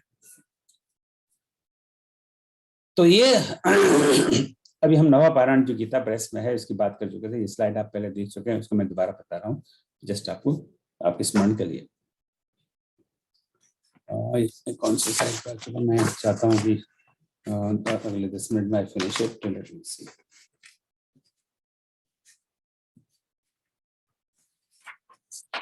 पर अगर हम लोग पंक्तियों का प्रयोग करें तो क्या सिचुएशन बनती है? अगर हम पंक्तियों का प्रयोग करें, अभी अभी गीता प्रेस में चल रहे हैं, तो गीता प्रेस का ही विराम को लेके चलें। ये गीता प्रेस का विराम है, पहला विराम 120 दोहे पर, दूसरा 239 पे, same way, exact same thing जो मैंने बताया आपको। पर यहाँ पे मैंने नंबर ऑफ लाइन से बता रहा हूँ, तो इनमें नंबर ऑफ लाइन्स इतनी है, 1413, 1264 एंड सो ऑन।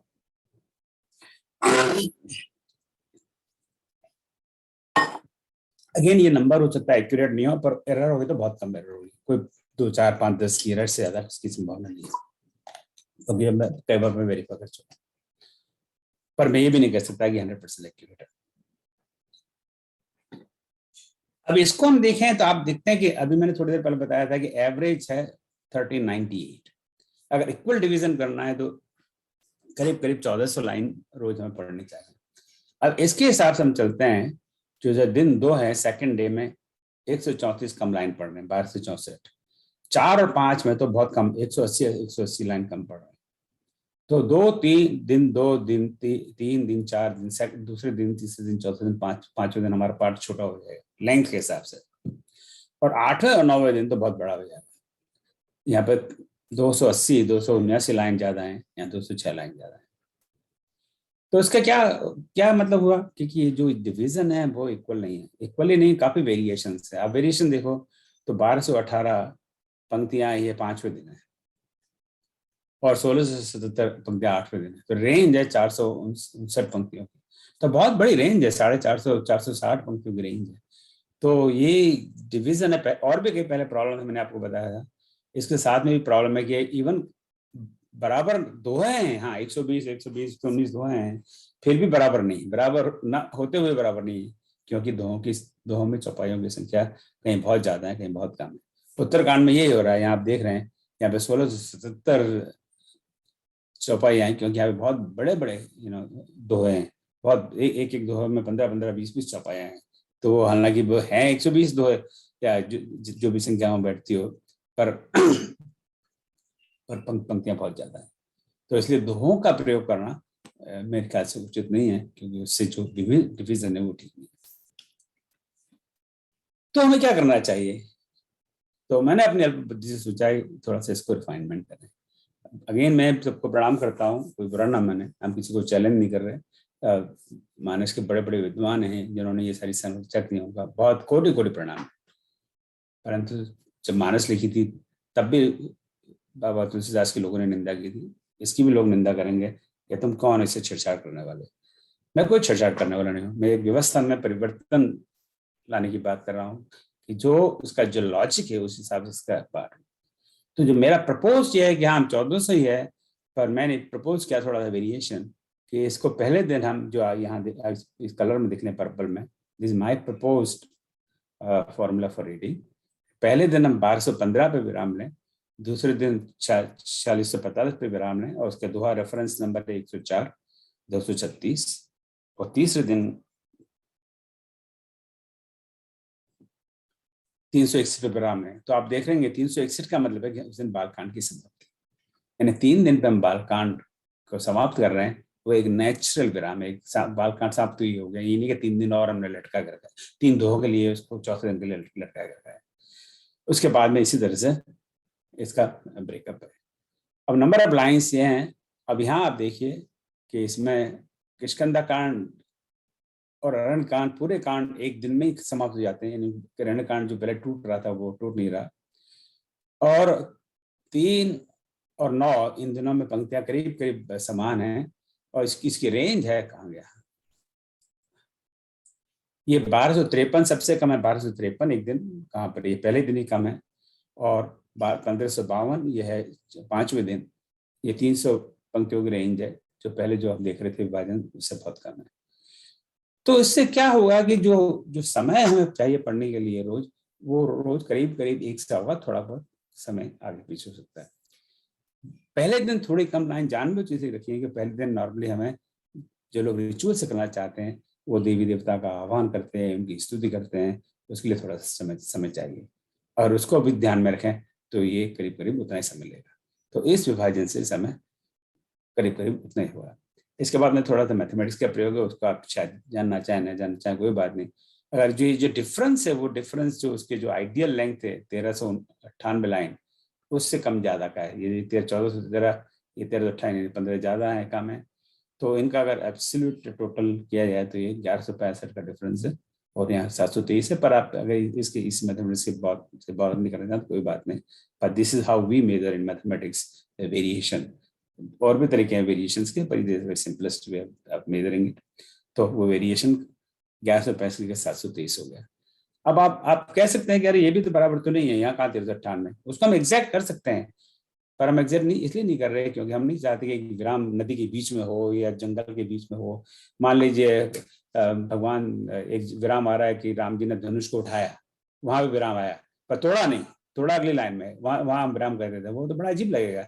अगर भगवान राम ने धनुष को उठाया है तो वो टूट जाए, उनको वरमाला पहन जाए, तब कम से कम विराम हो, नहीं तो वो विराम एक विराम के लिए। तो इसलिए थोड़े वेरिएशंस वो एग्जैक्ट इसीलिए नहीं है क्योंकि हम गणित का प्रयोग जरूर कर रहे हैं, तो इसमें थोड़ा सा एडजस्टमेंट इसलिए कर रहे हैं कि उस दिन की कथा कहाँ तक आई। मतलब मैं 5 मिनट और लेता हूँ और उसके बाद में इसका विराम करते हैं। अब हम मास पारायण पे बात करते हैं। इसलिए आज का दिन चुना है इस विषय पर बात करने के लिए क्योंकि अगले गुरुवार से मास पारायण पर पाठ करेंगे। और जो मास पारायण पर जो पाठ करने वाले हैं उनको विशेष मैंने आज आमंत्रित किया था आने के लिए। पता नहीं कितने लोग आए कितने लोग नहीं आए, कि हम क्यों मानस में जो विश्राम है उसको फॉलो नहीं कर रहे। उसका रीजन यह है, और मैंने कहा उसका रीजन बाद में दूंगा, वो रीजन मैं आज बता रहा हूँ। तो फिर से गीता प्रेस की क्या व्यवस्था है, 1074 दोहे 30 दिन में डिवाइड, यानी 35.8 दोहे रोज। और उसको अगर हम दोहे को तो खैर नहीं तोड़ेंगे तो रोज 35-36 दोहे का विश्राम होना चाहिए। वो अगर हम वो मानस के गीता प्रेस की जो लॉजिक उन्होंने नवापरण में प्रयोग किया उसी लॉजिक को यूज करें तो 35-36 दोहे पे विश्राम होना चाहिए। हालांकि हम अब जानते हैं कि दोहे पे विश्राम की व्यवस्था ये गलत है, और लाइन के हिसाब से जाए तो रोज 419 या 420 लाइन के आसपास होना चाहिए।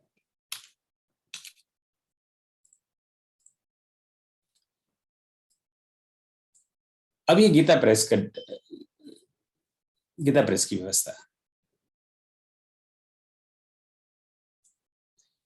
तो ये गीता प्रेस की व्यवस्था है। ये कांड बाल कांड अनफॉर्चुनेटली पहला कॉलम रह गया है जिसमें 1 2 3 से 30 नंबर का 30 दिन लिखे हुए हैं। तो बाद में इसको रिवाइज करूंगा तो ऐड कर दूंगा। तो ये बाल कांड का पाठ ये है 12 दिन, फिर अयोध्या कांड 9 दिन, फिर अरण्य कांड पूरा अरण्य कांड 1 दिन में, फिर किष्किंधा कांड पूरा किष्किंधा कांड 1 दिन में, फिर सुंदर कांड पूरा सुंदर कांड 1 दिन में, फिर बाल लंका कांड 3 दिन में और उत्तरकांड 3 दिन में। इस तरह गीता प्रेस की व्यवस्था है। चला गया नहीं। अब इसमें आप जरा ध्यान से, हालांकि this is very busy slide, तो इसमें आप देखेंगे अब फिर इसको मैंने नंबर ऑफ लाइंस वगैरह भी डाल दिया। इसको अगर आप देखेंगे तो कई दिन के पाठ बहुत छोटे हैं। देखिए अंदाजन हमने बताया करीब करीब 420 लाइन होनी चाहिए, पर आप 17वां दिन देखिए, ये 17वां दिन है, ये लाल है ना, 17 डेज, ये 17वां दिन है और उस दिन 17 दोहे भी हैं और उस दिन सिर्फ 174 लाइन है। एवरेज होनी चाहिए 420, यानी उस दिन का पाठ बहुत छोटा पाठ है, बहुत छोटा पाठ है। यानी 174 लाइन पढ़ने में नॉर्मली एवरेज आदमी 10 लाइन 1 मिनट में पढ़ता है, ये 15-16 मिनट में पाठ खत्म हो जाएगा। नहीं तो 45 मिनट कर 40-45 मिनट पाठ को लगनी चाहिए ये रोज को। तो ये बहुत छोटा पाठ है ये मानस गीता प्रेस की व्यवस्था के अनुसार। और कुछ है वो बहुत बड़े हैं, जैसे कि ये अयोध्या कांड का अंतिम दिन, यानी ये होगा 21वां दिन। 21वां दिन में 236 से 326 या 90 दोहों का पाठ है। वो 1916 पाठ 916 लाइन्स है, यानी जो एवरेज चाहिए हमें 420 उससे डबल से भी ज्यादा है। तो ये बहुत बड़ा पाठ है। उस जो पाठ करेगा उसको कम से कम नहीं तो 1.5 घंटा तो 80 मिनट 90 मिनट तो लगेगा। तो यहाँ 15 मिनट या 90 मिनट का पाठ है। अब देखिए बहुत बड़ी डिस्क्रिपेंसी है। तो इससे मास पारण को हम चाहते हैं कि वो 30 दिन करीब करीब बराबर है, वो तो उसका टोटल उसका वायलेशन है। और यहाँ इसका वेरिएशन देखते हैं तो काफी ज्यादा वेरिएशन है। तो that is the reason why we are not following Gita Press division, क्योंकि इसमें डिस्क्रिपेंसी बहुत ज्यादा है। डिफरेंस क्या है जो होना चाहिए और जो है वो आप ये लास्ट लाइन में देख सकते हैं। देखिए नहीं, 245 लाइन कम है जिससे होनी चाहिए, 497 यानी करीब 500 लाइन ज्यादा है, 314 लाइन ज्यादा है, 354 लाइन ज्यादा है, 266 लाइन ज्यादा है, होनी चाहिए 420, और है कितनी ज्यादा, और कहीं कितनी कम है। जैसे अंतिम दिन का पार्ट है सिर्फ 16 दो है, और जो होने चाहिए उससे 136 लाइन कम है। यहाँ पे 133 लाइन कम है, यहाँ 185 लाइन कम है, 245 लाइन कम है। So this is an complete. और इवन दोहा काउंट में भी देखें तो इवन गीता प्रेस ने अपना खुद का प्रिंसिपल फॉलो नहीं किया कि भाई 36 दो होने चाहिए, या 25 है, या 30 है, या 34 है। तो कहीं 17 दो है, कहीं 90 दो है, कहीं 60 दो है। पूरा सुंदरकांड एक दिन में, अब पूरा सुंदरकांड पढ़ने में कम से कम तो 1.5 घंटा चाहिए, कम से कम। इससे ज्यादा भी समय लग सकता है, 100 मिनट के 105 मिनट इतना सुंदरकांड समय लगता है। तो ये जो दोहा का रेंज है वो 17 दोहे से लेकर 90 दोहे तक है गीता प्रेस की डिवीजन के अनुसार। देखिए कितना भयंकर रेंज है। और पंक्तियों की रेंज है 174 से लेकर 916 तक। कितनी जबरदस्त रेंज है। कोई विश्राम व्यवस्था में इस तरह की व्यवस्था नहीं होनी चाहिए। अब ये मेरा प्रपोज्ड फॉर्मेट है कि हमें चाहिए 420 लाइन, तो हम इस तरह से करते हैं। पहले दिन दोहा 29 तक, ना कि 25 तक, दूसरे दोहा 65 तक, ना कि 55 तक, और पहले 9 दिन में हम बालकांड समाप्त कर रहे हैं। यहाँ पे बालकांड 12 दिन में, यानी गीता प्रेस की व्यवस्था अनुसार शुरुआत में बहुत स्लो पढ़ रहे हैं, और बाद में देखिए ना 771, 773, 685, 500 कितना कितना ज्यादा कवर कर रहे हैं। वो उसको फिक्स करने के लिए ये व्यवस्था है। फिर 10वें दिन से लेके 17वें दिन तक, यानी अगले 8 दिन अयोध्या कांड। तो अयोध्या कांड तक 17 दिन में खत्म, और यहाँ हमारा अयोध्या कांड चल रहा है 21 दिन तक। अरण्य कांड 2 दिन में, जबकि यहाँ अरण्य कांड 1 ही दिन में खत्म कर दिया, जो काफी बड़ा कांड है। अरण्य कांड देखने में छोटा लगता है, पर उसमें 733 लाइन है, जबकि सुंदरकांड में 688 है। ये आपको बड़ा आश्चर्य होगा कि हालांकि दोहे 60 हैं। ये this very interesting thing to note. Sundarkand में दोहे 60 हैं, पर लाइन पंक्तियां सिर्फ 688 हैं। अरण्य कांड में दोहे सिर्फ 40 हैं, पर पंक्तियां उससे ज्यादा है, 733। तो कभी कोई हमसे प्रश्न करेगा अरण्य कांड बड़ा है या सुंदरकांड, तो हम सोचेंगे उसमें तो 40 दो है, इसमें 60 दो है, तो सुंदरकांड बड़ा है। पर एक गलत उत्तर है, गलत। सही उत्तर है अरण्य कांड, क्योंकि उसमें 733 पंक्तियां हैं, यहाँ 688, तो करीब करीब 45 पंक्तियां उससे ज्यादा है, करीब करीब 7-8% उससे ज्यादा बड़ा है।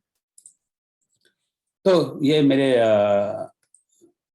थोड़े से इस विषय में विचार हैं कि हमें जो अगर पारायण व्यवस्था को एक मैनेजमेंट के पर्सपेक्टिव से देखें, और एक हम अपने आने वाली पीढ़ी में, तो हमेशा आने वाले की पीढ़ी के हिसाब से देखता हूँ, हमारा समय तो निकल चुका, कि उनको हम कहें कि आप मास पारायण करो, तो वो कहेंगे क्या एक दिन तो आधा घंटे का पाठ है, एक दिन 1.5 घंटे का पाठ है, आपकी किताबों में क्या लिखा है उल्टा सुल्टा।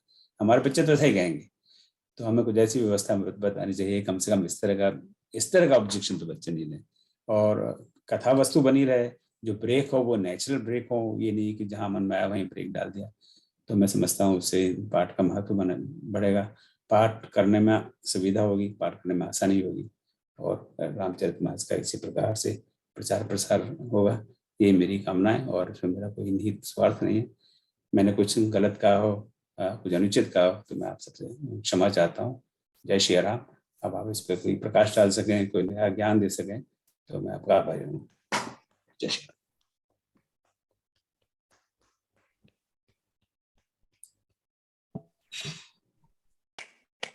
बहुत ही अच्छा, बहुत किया आपने। बहुत ही लॉजिकल कंक्लूजन और लॉजिकली सोच करके ये बनाया गया है वास्तव में। अपने गणित के ज्ञान को सार्थक किया है, बहुत ही मेहनत बिल्कुल करके। सरोजी वाली बात कह रहे हैं, सरोजी वाली, कि हिंदी को मैथमेटिक्स के साथ पहली बार पढ़ा।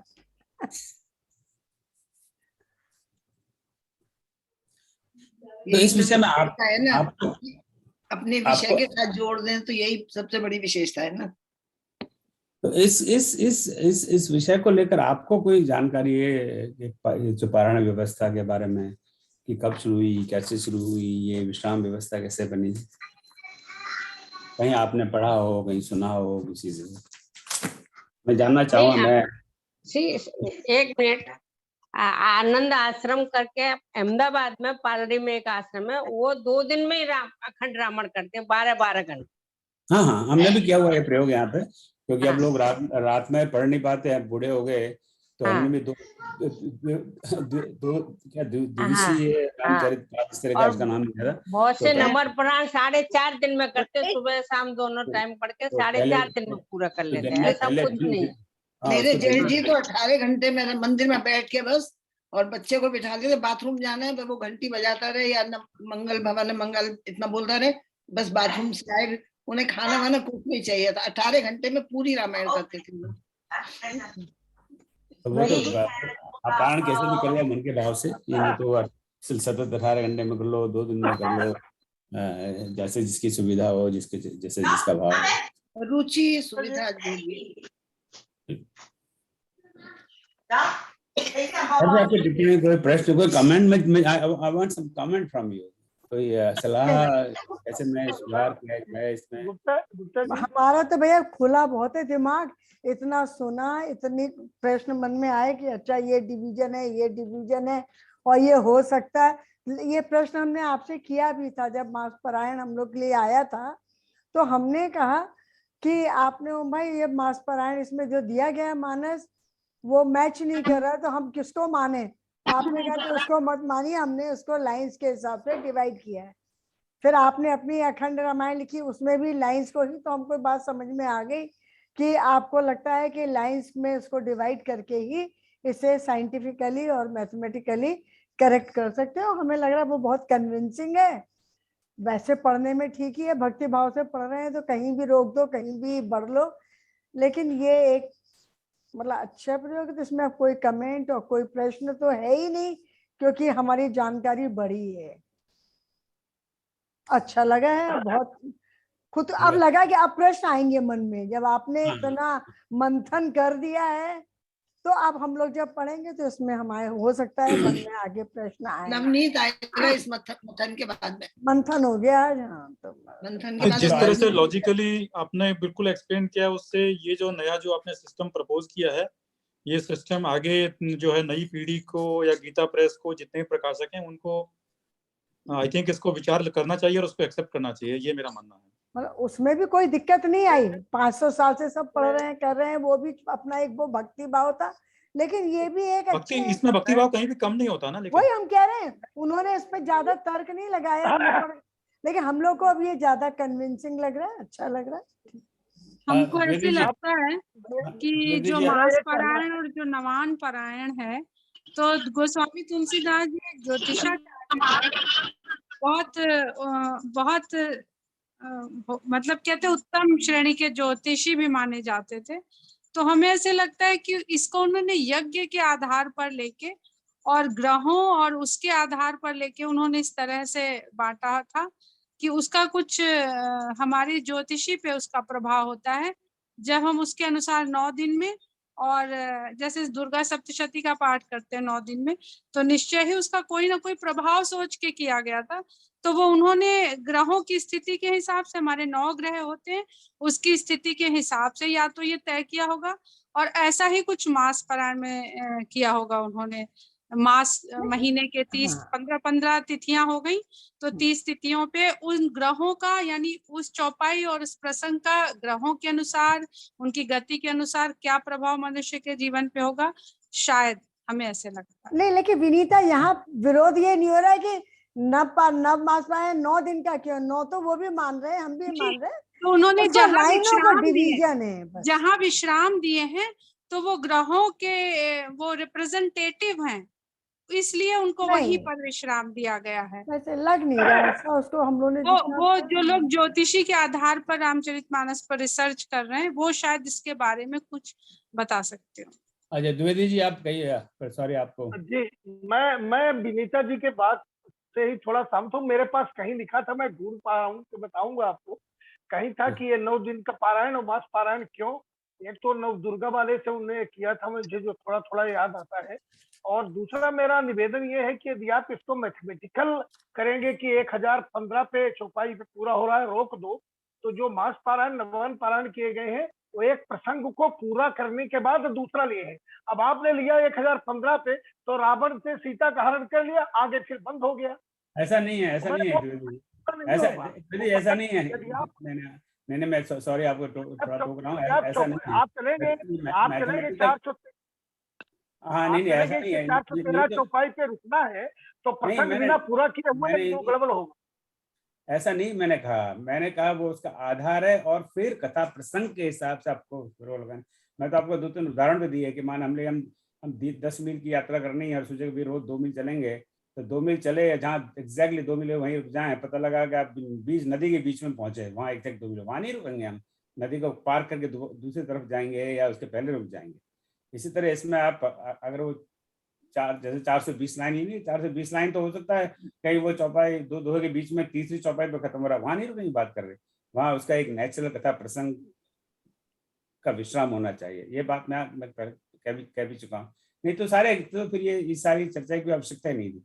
आप डिवाइड कर दीजिए, सब अपना डिवाइड करके रोक लो। This is not a mechanical process, it's a very that's a thumb rule that अगर आपको वो अगर हमें ये करना नहीं है कि हमें बराबर एक कोई जरूरी थोड़ी है कि रोज हम इतना बराबर समय पाठ करना, तो इसकी कोई आवश्यकता नहीं है। तो जब मुझे रोज जितना समय मिलेगा उतना कर लूंगा। आज 2 घंटे कर लिया, आज 1 घंटे कर लिया, 3.5 घंटे कर लिया, आज 5 घंटे कर लिया, आज नहीं क्या, वो भी ठीक है।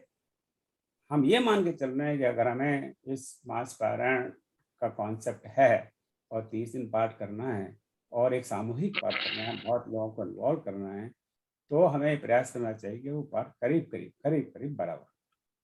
अगर नहीं है तो एक दिन वो पाठ होगा 15 मिनट का, जैसे मैंने बताया था कुछ 17 दोहे थे, उसमें कितना थी मुझे भी इसमें याद नहीं आ रहा, और एक दिन होगा 90 दोहे का। तो एक दिन वो पाठ होगा 15 मिनट का और एक दिन होगा वो 1.5 घंटे का। अगर कोई 2 अलग अलग व्यक्ति होंगे तो बड़ी परेशानी हो जाएगी इसमें। इसके पीछे ये हेतु है। पर आप अकेले पाठ कर रहे हो, कितना भी करिए, 1 घंटा करिए, आधा घंटा करिए, 5 मिनट करिए, एक दिन 5 मिनट करिए, दूसरे दिन 2 घंटे करिए, क्या फर्क पड़ता है? कुछ फर्क नहीं पड़ता। ये सारी बातें मैं बिगनिंग में कर चुका हूँ, तो उसको दोहराना नहीं चाहता। तो ये कोई नहीं है 30 दिन में करना चाहता, मेरे 20 दिन में करना चाहता, 20 दिन में करिए। और जो ये डिवीजन है कि तुलसीदास जी ने स्वयं ने क्या है, इस पर कोई एविडेंस नहीं है। जितने भी रिसर्चर हैं उनका यही मानना है कि ये सारी व्यवस्था 19वीं सदी के बाद में हुई है। But again I want some data on this, some research, some published research, not like just guess work. जैसे हम गेस वर्क कर लिया और वो कोई बात नहीं बनती। और जो तर्क तो ये कहता है कि तुलसीदास जी को उस समय क्या पता कि 500 साल बाद लोग उसका मास पारण करेंगे और नवा पारण करेंगे, तो वो क्यों ऐसी व्यवस्था करते हैं?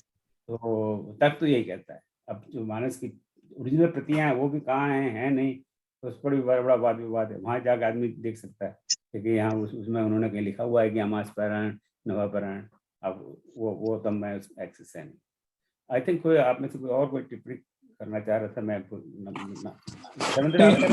ये जो और इक्विडिस्टेंस बहुत अच्छी रहेगी, क्योंकि उसमें जो जैसे कि बालकांड खत्म होने से 3 दोहे पहले जो एक विश्राम दिया गया, वो किसी तरह से कोई लॉजिकली या किसी तरह से उसको उचित नहीं ठहरा सकता। ये केवल एक मैथमेटिकल कैलकुलेशन करके 120 के हिसाब से करके बना दी है नवान पुराण में, जो कि शायद उसमें ये नहीं देखा कि हर एक दोहे के बीच में कितनी पंक्तियां हैं। तो वो कभी किसी वक्त में जब भी ये शुरू हुआ होगा कि नवान पुराण की परंपरा शुरू करनी है, तब डिस्ट्रीब्यूट कर दिया किसी ने 120 के हिसाब से। तो ये आई थिंक लॉजिकली नहीं है। तो अभी जो आपने दिया वैसा वो बिल्कुल मुझे लगता है कि बहुत ही लॉजिकल है। थोड़ा बहुत तो हमको 120 के हिसाब से इक्वल होना चाहिए। एट द सेम टाइम जो विश्राम है वो एक प्रॉपर स्टोरी जहाँ पर एक ब्रेक ले उसी जगह होना चाहिए। मैंने आरंभ में आपसे बात की थी श्री ओम प्रकाश शर्मा भारद्वाज जी की उस पुस्तक के बारे में जो शब्दकोश है वो 1990 20 साल 25 साल पहले प्रकाशित है। उसमें क्या एक तो शब्दकोश है, वो बेसिकली वो शब्दकोश नहीं है जिसको अंग्रेजी में थिसारस कहते हैं, थिसारस, और साथ में रामायण की कॉपी, रामचरितमानस की कॉपी। उसमें उन्होंने इस नवाब पारायण पर टिप्पणी लिखी। उसकी 1-2 लाइन में बिगनिंग में आपको पता चुका था, तो अगर आप देर से जुड़े हो तो शायद आपने नहीं देखी। तो ये उनकी पुस्तक से ये पेज है, मेरे को इस पर कॉपी कर लिया सुविधा के लिए, क्योंकि मोटी किताब है, बहुत मोटी पढ़ने की, उसको मैं दोबारा में पढ़ रहा हूँ। तो वो क्या लिखते हैं, मैं नहीं लिख रहा, वो लिख रहे हैं। ये ओम प्रकाश शर्मा भारद्वाज बड़े विद्वान थे, मामाता अभी भी हैं, पता नहीं इस बारे में। और उन्होंने बड़े बड़े पंडितों से उन्होंने इस विषय में चर्चा की, अयोध्या गए, वहाँ बात की। तो वो मैं 1-2 पैराग्राफ पढ़ के बता दे रहा हूँ। तो वो क्या लिखते हैं नवान पारायण के बारे में, और बड़े बेटे मैं यहाँ से पढ़ रहा हूँ, कोई मेरी मनगढ़ंत कहानी नहीं। वो लिखते हैं, गोस्वामी तुलसीदास जी महाराज ने जब श्री रामचरितमानस की रचना प्रारंभ की तथा जब उसे पूर्ण किया, तब तक उनकी योजना अनुसार इस महाकाव्य में विश्राम स्थलों का कोई स्थान नहीं था। ये उनके शब्द हैं। लेकिन बाद के विद्वानों ने इस महाकाव्य विषय कुछ विश्राम स्थलों की आवश्यकता समझी, वह नवान पारायण हेतु विश्राम स्थलों का स्थान निश्चित किया। फिर वो आगे लिखते हैं, जो धर्मेंद्र जी कह रहे हैं, is just basically echoing that. लेकिन जैसा कि विश्राम शब्द से जो भाव प्रकट होता है, उसके अनुसार वर्तमान में प्राप्य विश्राम स्थल उसकी पुष्टि नहीं कर पाते हैं। इन विश्राम स्थलों में कुछ विश्राम ऐसे स्थलों पर दिए गए हैं जो विश्राम शब्द के विपरीत है। उदाहरणार्थ, नवान पारायण का द्वितीय व मासिक पारायण का 8वें विश्राम प्रथम सोपान बालकांड में दोहा 238 पे दिया गया है, जहाँ पर प्रभु श्री राम जी, लक्ष्मण जी और उनके श्री गुरु जी श्री जनक जी के बलावे पर धनुष युद्ध के लिए श्री जनकपुर जाने को उद्यत होते हैं। ये उनकी कमेंट है। यहाँ पर विश्राम का क्या औचित्य है, इसका निर्णय स्वयं प्रबुद्ध मानसी पाठक कर सकते हैं।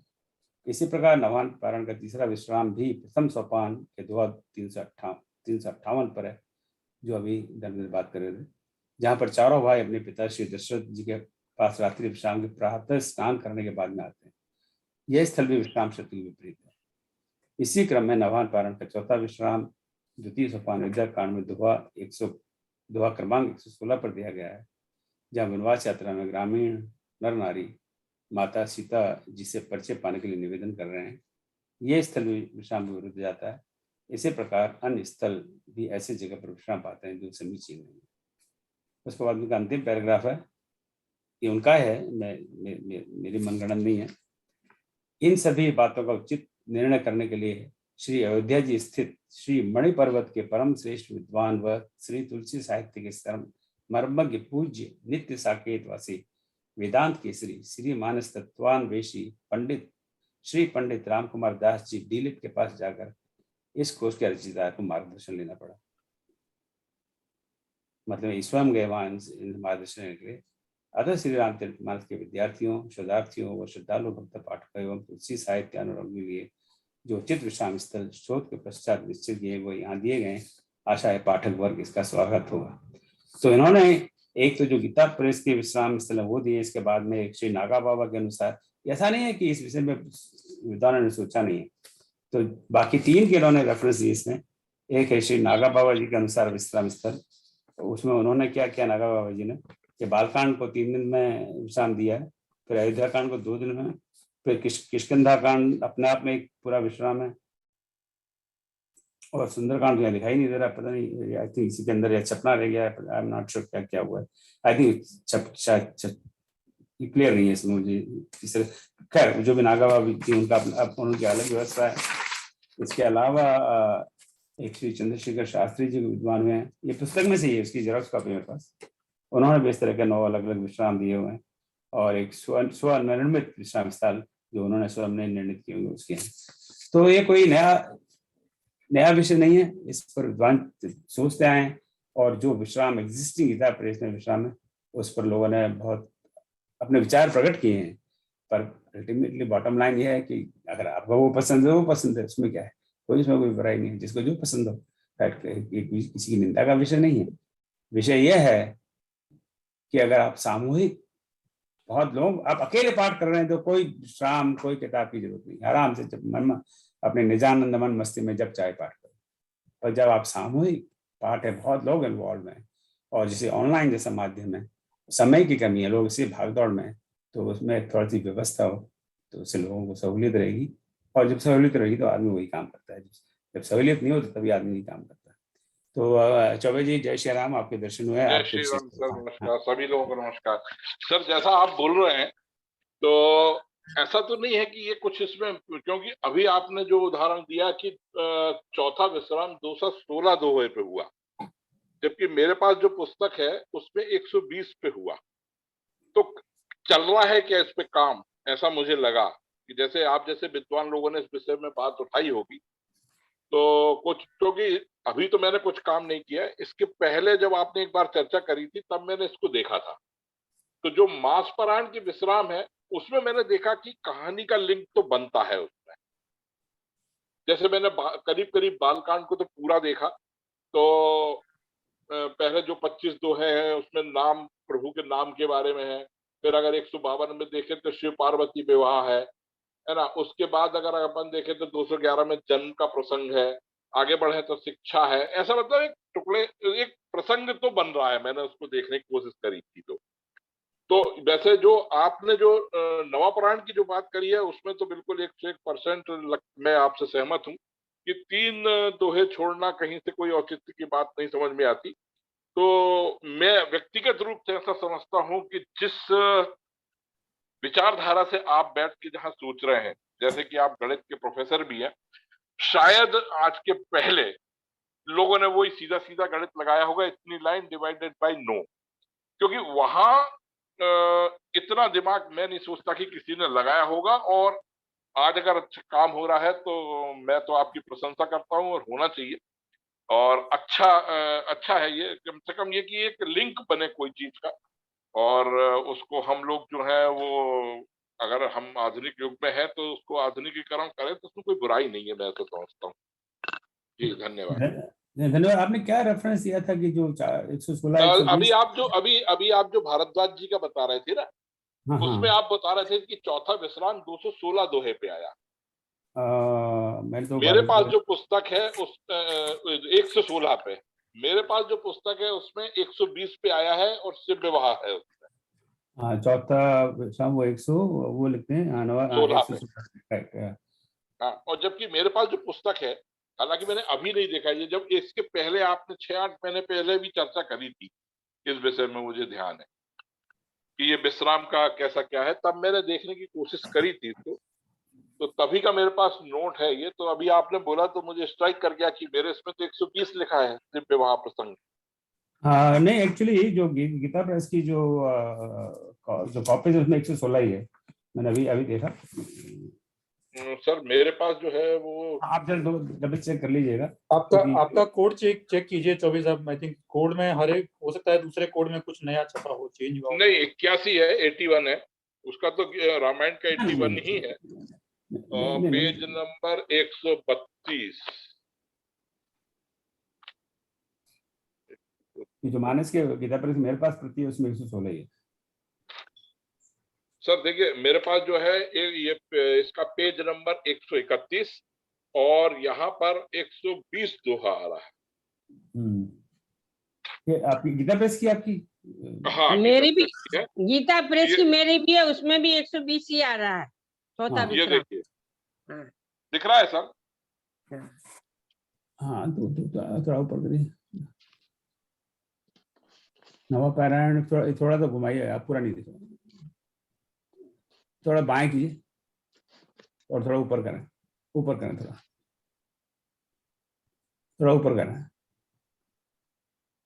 थोड़ा ऊपर और करें। क्या दोहा क्या है? वो दोहा पढ़िए। सर ये दोहा है, ये हर से कामारि तब शंकर सहज सुजान, बहुविधि उमहि प्रसंगी पुनि बोले कृपा निधान। 120 मेरे में भी 120 का है। हाँ वो 120। हाँ तो तो वो मेरे को स्ट्राइक ऐसे कर गया क्योंकि मैंने इसी पे काम किया था थोड़ा सा और यहीं पे लिखा, हालांकि बहुत तो नहीं कर पाया था, मैं फिर व्यस्त हो गया थोड़ा। तो मतलब गीता प्रेस की कॉपी में वेरिएशन है। हाँ, मैं वही आपको हिंट करना चाह रहा हूँ कि शायद अच्छा, आप इसको कुछ विचार किया है और कुछ आगे अच्छा। पीछे किया है, इसका मतलब इसमें। हाँ, तो मेरे आगे भी पे हो भी सकता है, आगे मेरे भी भी जो हो सकता है, रामायण है वो 14वां प्रकाशन है, हाँ, उसमें भी 120 हुआ है, मतलब इतने दिन ये तो पहले से हुआ है। चौबे जी, ये नवान पारायण का पहला है और मास पारायण का चौथा है। हाँ, हाँ, बिल्कुल सही बोल रहे हैं, बिल्कुल सही बोल रहे हैं, यही है। और इसके बाद नया प्रसंग भी शुरू करते हैं, वो उसका ध्यान रख करके रोक, यद्यपि 120 का पे रोक दिया है और जी, एक जी, निष्ठा जी। से फिर उन शुभ कथा भवानी माने नया प्रसंग लेते हैं हम। हाँ, मैंने भी देखा कि प्रसंगों से चला है ये क्रम। मेरे लगभग बालकांड तो पूरा देख लिया था, पर उसके बाद टाइम नहीं मिल पाया था मेरे को, तो कुछ बीच में मैंने चेक किया था, जैसे कि 20वां उसमें है, तो वो दोहा क्रमांक 326 तक है, उसमें भरत जी वाला प्रसंग है। तो ऐसे प्रसंगों को उनने जोड़ने की कोशिश तो की है, ऐसा लगा मुझे मास पारायण विश्राम में। फिर अभी जो गुप्ता जी ने किया ये अच्छा है, लेकिन उसमें केवल इतनी सावधानी रखने की जरूरत है कि वो जहाँ पे विश्राम दे वहाँ प्रसंग खत्म होता हो, उसके बाद नया प्रसंग भी। वो तो अपने लेक्चर में बोली है ये बात, तो वो है ही कहानी जो है उसका ध्यान रखेंगे, ये तो बोले ही है। वो तो बहुत जरूरी है, वो है ही बहुत जरूरी है, बीच वो में तोड़ कहानी दे। का ध्यान तो रख। अब कुछ प्रसंग इतने, जैसे मास पारायण के लिए कुछ प्रसंग तो इतने लंबे हैं, वो तो एक दिन में समाप्त हो ही नहीं सकते, तो वो तो नेचुरली दो समय आपको करना ही पड़ेगा, राइट। तो अब प्रसंग पे भी डिपेंड करता है कौन कितना लंबा प्रसंग। नहीं, अच्छा है, मगर कुछ मतलब मैं सोचता हूँ कि ठीक है, आपने जो बहुत मेहनत की है, ऐसा नहीं है, और होना चाहिए। चलिए, बहुत बहुत धन्यवाद। अपना समय हो गया, थोड़ा ओवर टाइम ही हो गया, तो आपने इससे थोड़ा एकेडमिक टाइप ऑफ ये प्रेजेंटेशन था, तो मैं इसके लिए क्षमा चाहता हूँ।